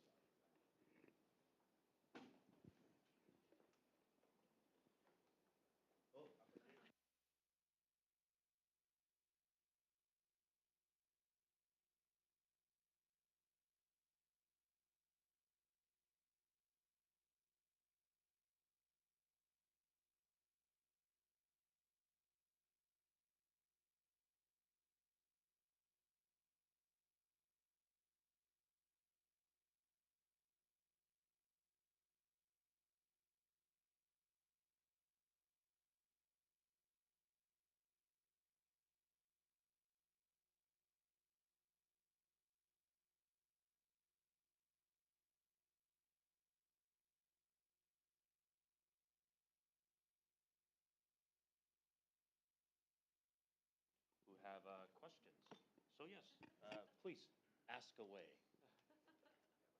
Young and brilliant minds. Well, if not, we're going to call on people. Yes. Thank you. I'll direct this at Dr. Bautista. Could you explain again in more detail what kind of NGO could qualify to be in consultative status or relate? I mean, do they have to be doing something for the public good, like the environment or helping poor people, or it could just be any type of civic society organization that decides they want to pay the fee and then they get this status? Your organization qualifies. Well, we're doing good stuff. We're working with young people. I encourage you to visit the. Yeah. I encourage you to visit the website of the UN, but the website of Congo has made it easier for you.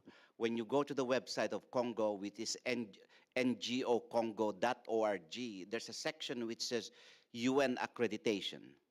And it's a one-stop shop for any of the UN agencies, including ECOSOC. One can never know if the UN will give you accreditation until you really apply. That's the general rule, because you could be, say, for example, on the issue of LGBTQ. There's an NGO that's been applying for the last 20 years and is not technically qualified, but they are not getting their accreditation, again, because of the very issue itself. Or there is also you could be a grassroots NGO and they give you accreditation. You could be a global NGO and you don't get the accreditation. There's no rhyme or reason. So Congo is in constant conversation with the Committee on NGOs, which is a committee of 21 governments, rotating based on geographic representation. But what we've seen is the increased politicization of the process, meaning to say the denial or the approval could hinge on ideological divides, on thematic interest of the current members, etc. So, and you don't get to choose which status you want. You don't say, I want to apply for general status. You apply and then they evaluate your organization and they surprise you with yes, you will get, or no, you will get. And if you get, then they surprise you with special or roster. They are very rarely giving general, as I said. For all of this 78 years of the UN, only 142 have been given general status. Yeah. But I can assure you, you can qualify, but whether you will get it or not, it's not for me to say. Yeah. We have a question over there. Good afternoon, and thank you for your insightful sharing. And I have a question about, sorry. Yeah.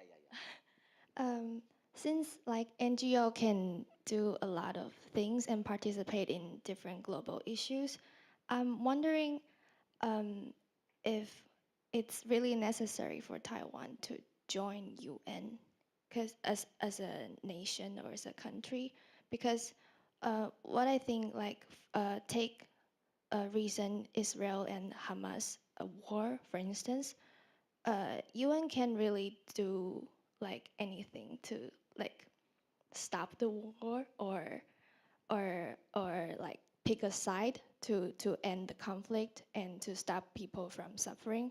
But that is what NGO can do to like give medical help or like humanitarian help in those areas. So if UN can really, I mean, like make a practical help in the world, then what is really the necessary for us to really join UN.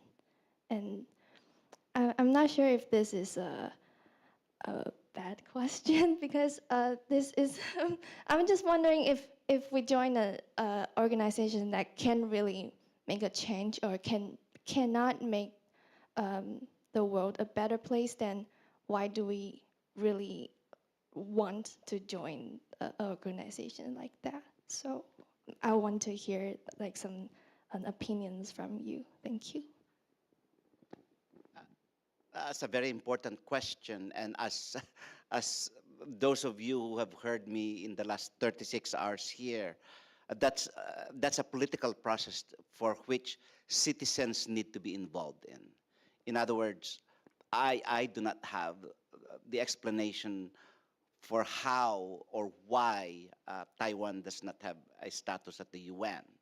At some point it has, and so this is the importance of my reference to the Westphalian legacy. Europe used to be the entire Christendom. And in fact, the European Union is an effort by Europe to recover what it lost, which is the glory of the Christian community, including trying to get the seat of Constantinople in Turkey. By getting Turkey, the Christendom will eventually get back again from what I'm referring to, therefore, is that territories and boundaries over the course of centuries have been defined and redefined. But they are defined and redefined as a political process. And here is my challenge to you, going back to my battleground position. You play the role of citizen, and that's different from the role of an NGO. You play the role of citizen, you fight for your country and for the allegiance to that state. You play the role of an NGO, you play the role of pushing your government and other formations on thematic issues. The geographic issue, I cannot respond. Redefining the geography, the political geography in North Asia, that's your choice to define, and whether you want to engage in that. If you engage, you must engage as its citizen. If you engage in thematic issues, again, human rights, climate, agriculture, whatever it is, that's beyond citizenship, and that's the globalization of agenda, much like human rights being a global public good, irrespective of one's citizenship. Thank you.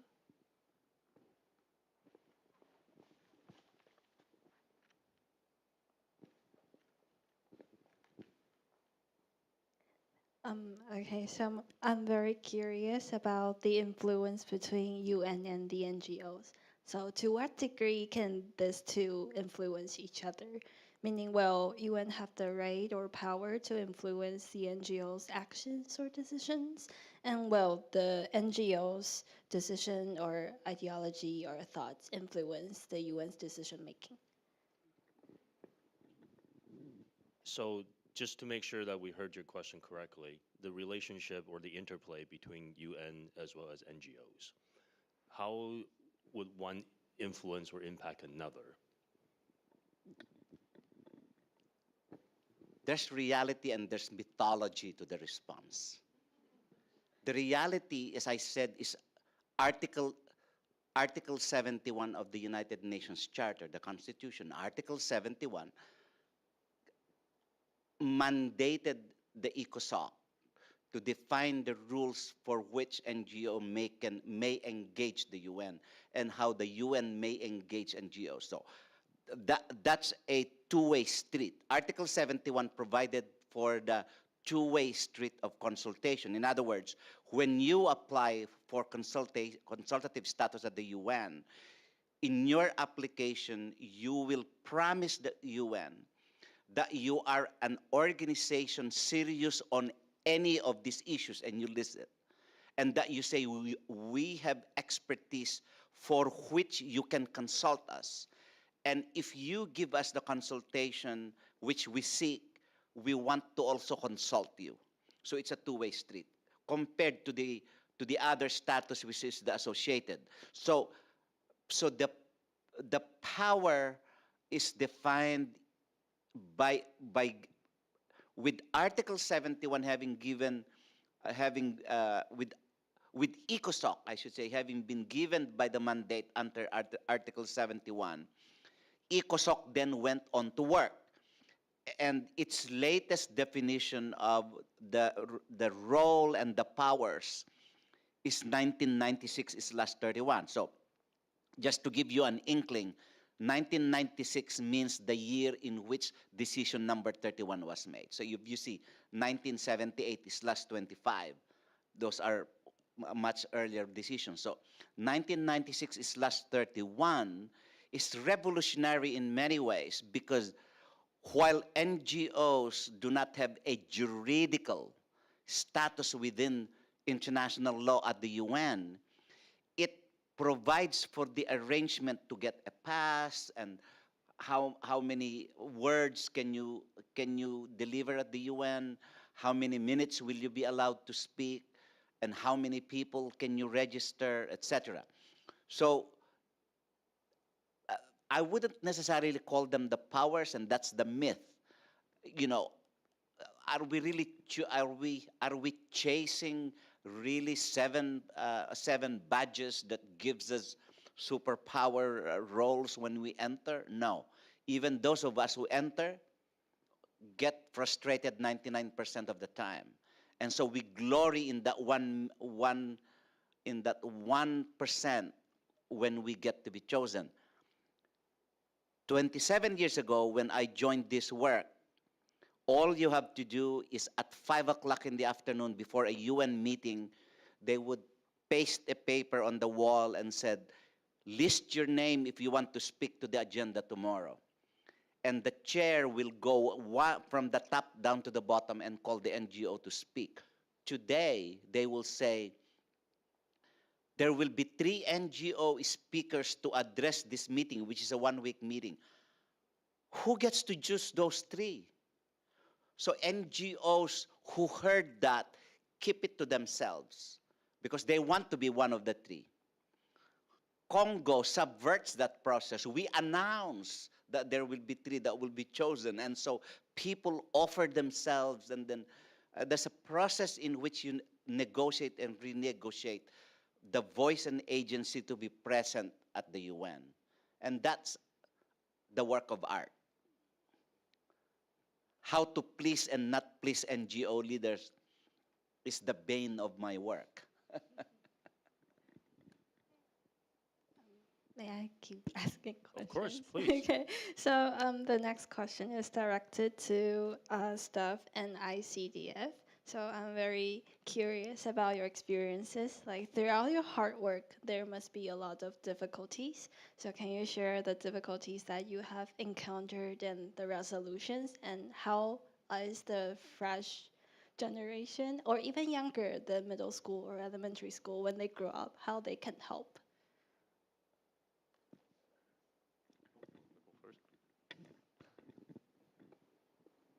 Well, about the challenges. It's about the challenges about the things today that Taiwan is not a the member of UN. So of course, when we're trying to get it global arena for participation, there's always a lot of challenge. Okay, Taiwan. Okay, no, of course, and Taiwan ICDF. Of course, we are official aid agency. So we will always feel frustrated, but we never give up. And to the other hand, Taiwan ICDF, the formal name of our organization is International Cooperation and Development Fund. And you can see there's no Taiwan in there. So at some opportunities, we might use this organization yeah, to have an opportunity to participate just slightly, okay, without Taiwan. And so we have another opportunity to maybe we have a little co-funding project with ADB Asian Development Bank, and just using the name that without Taiwan, yeah. So we're trying in very different ways, and we never give up. And yeah, that's, if you want to ask me that, that's, we never give up. We're trying to find more ways to participate. Yeah, thank you.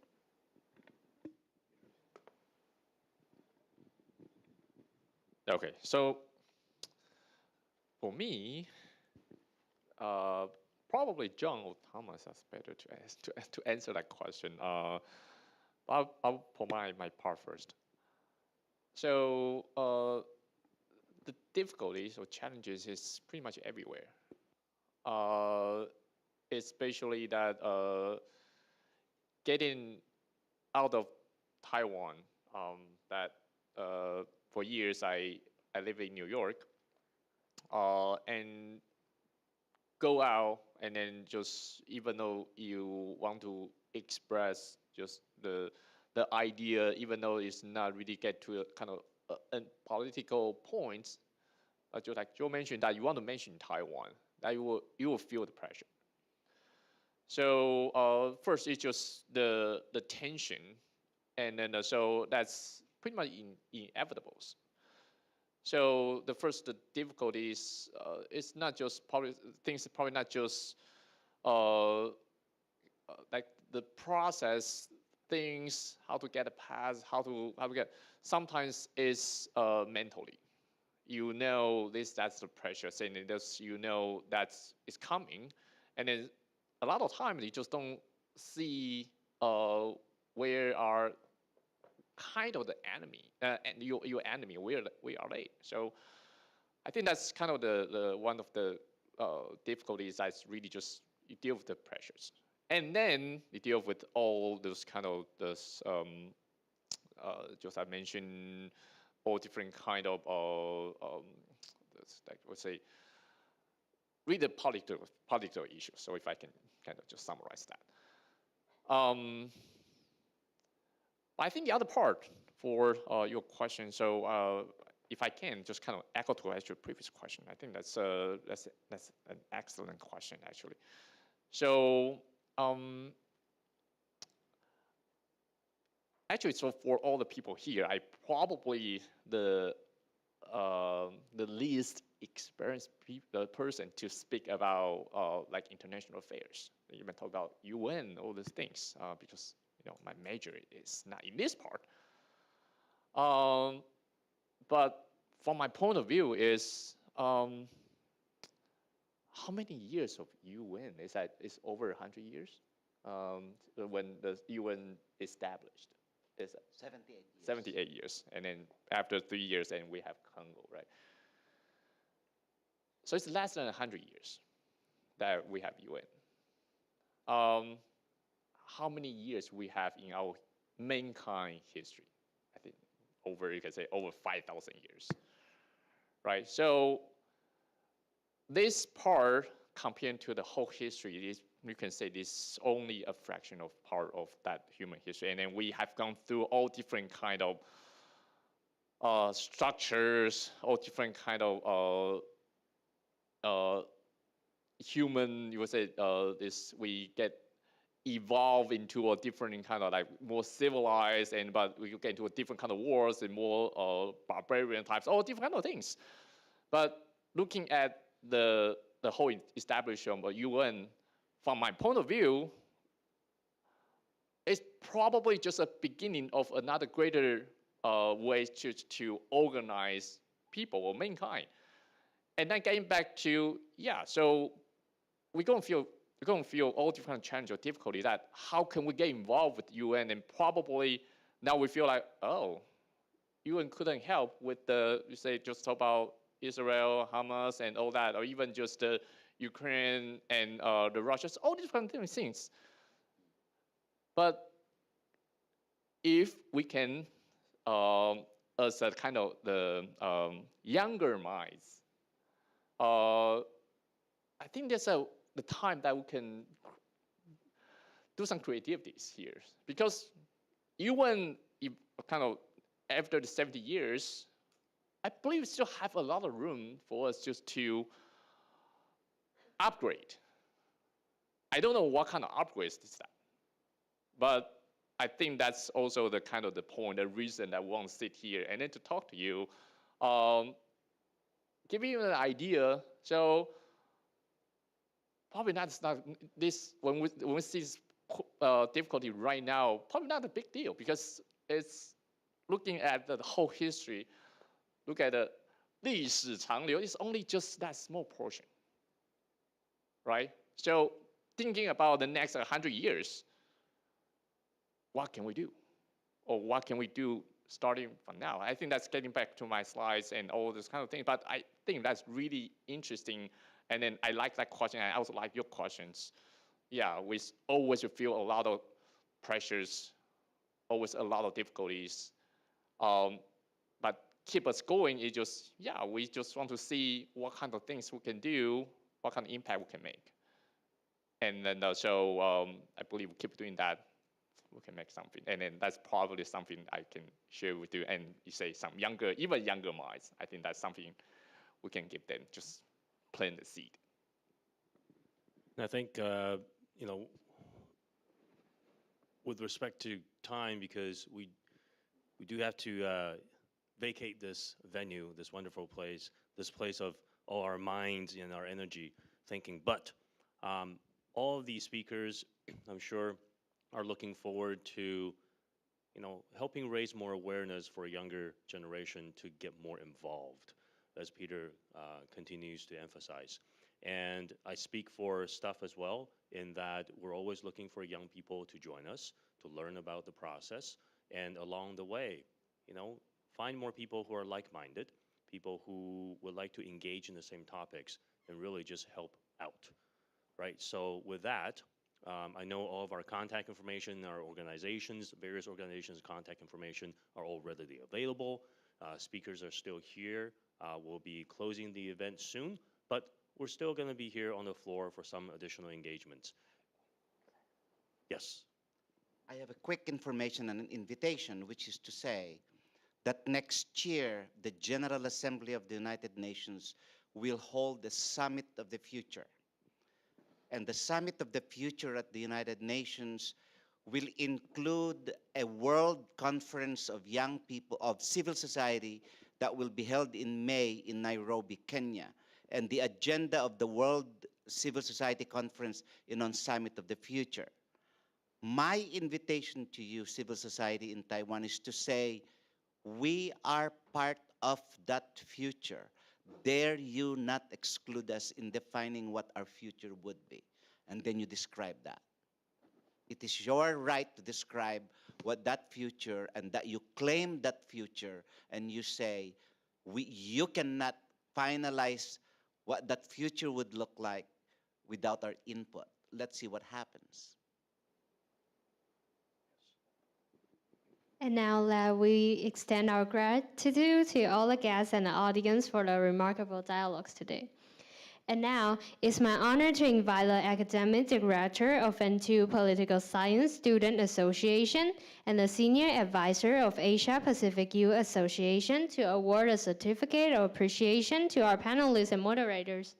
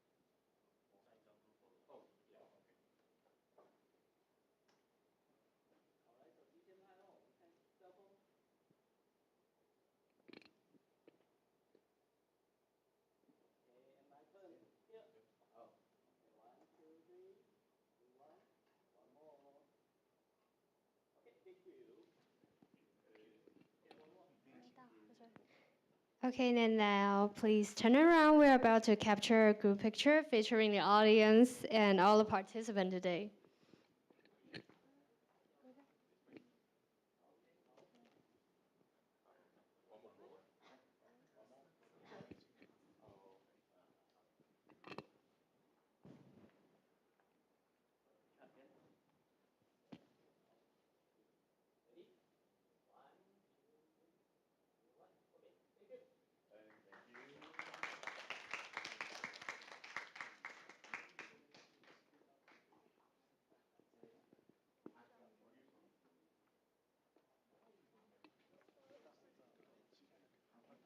And now, please, our panelists and our moderator will come down to the stage and take a group photo with all the participants and audience today.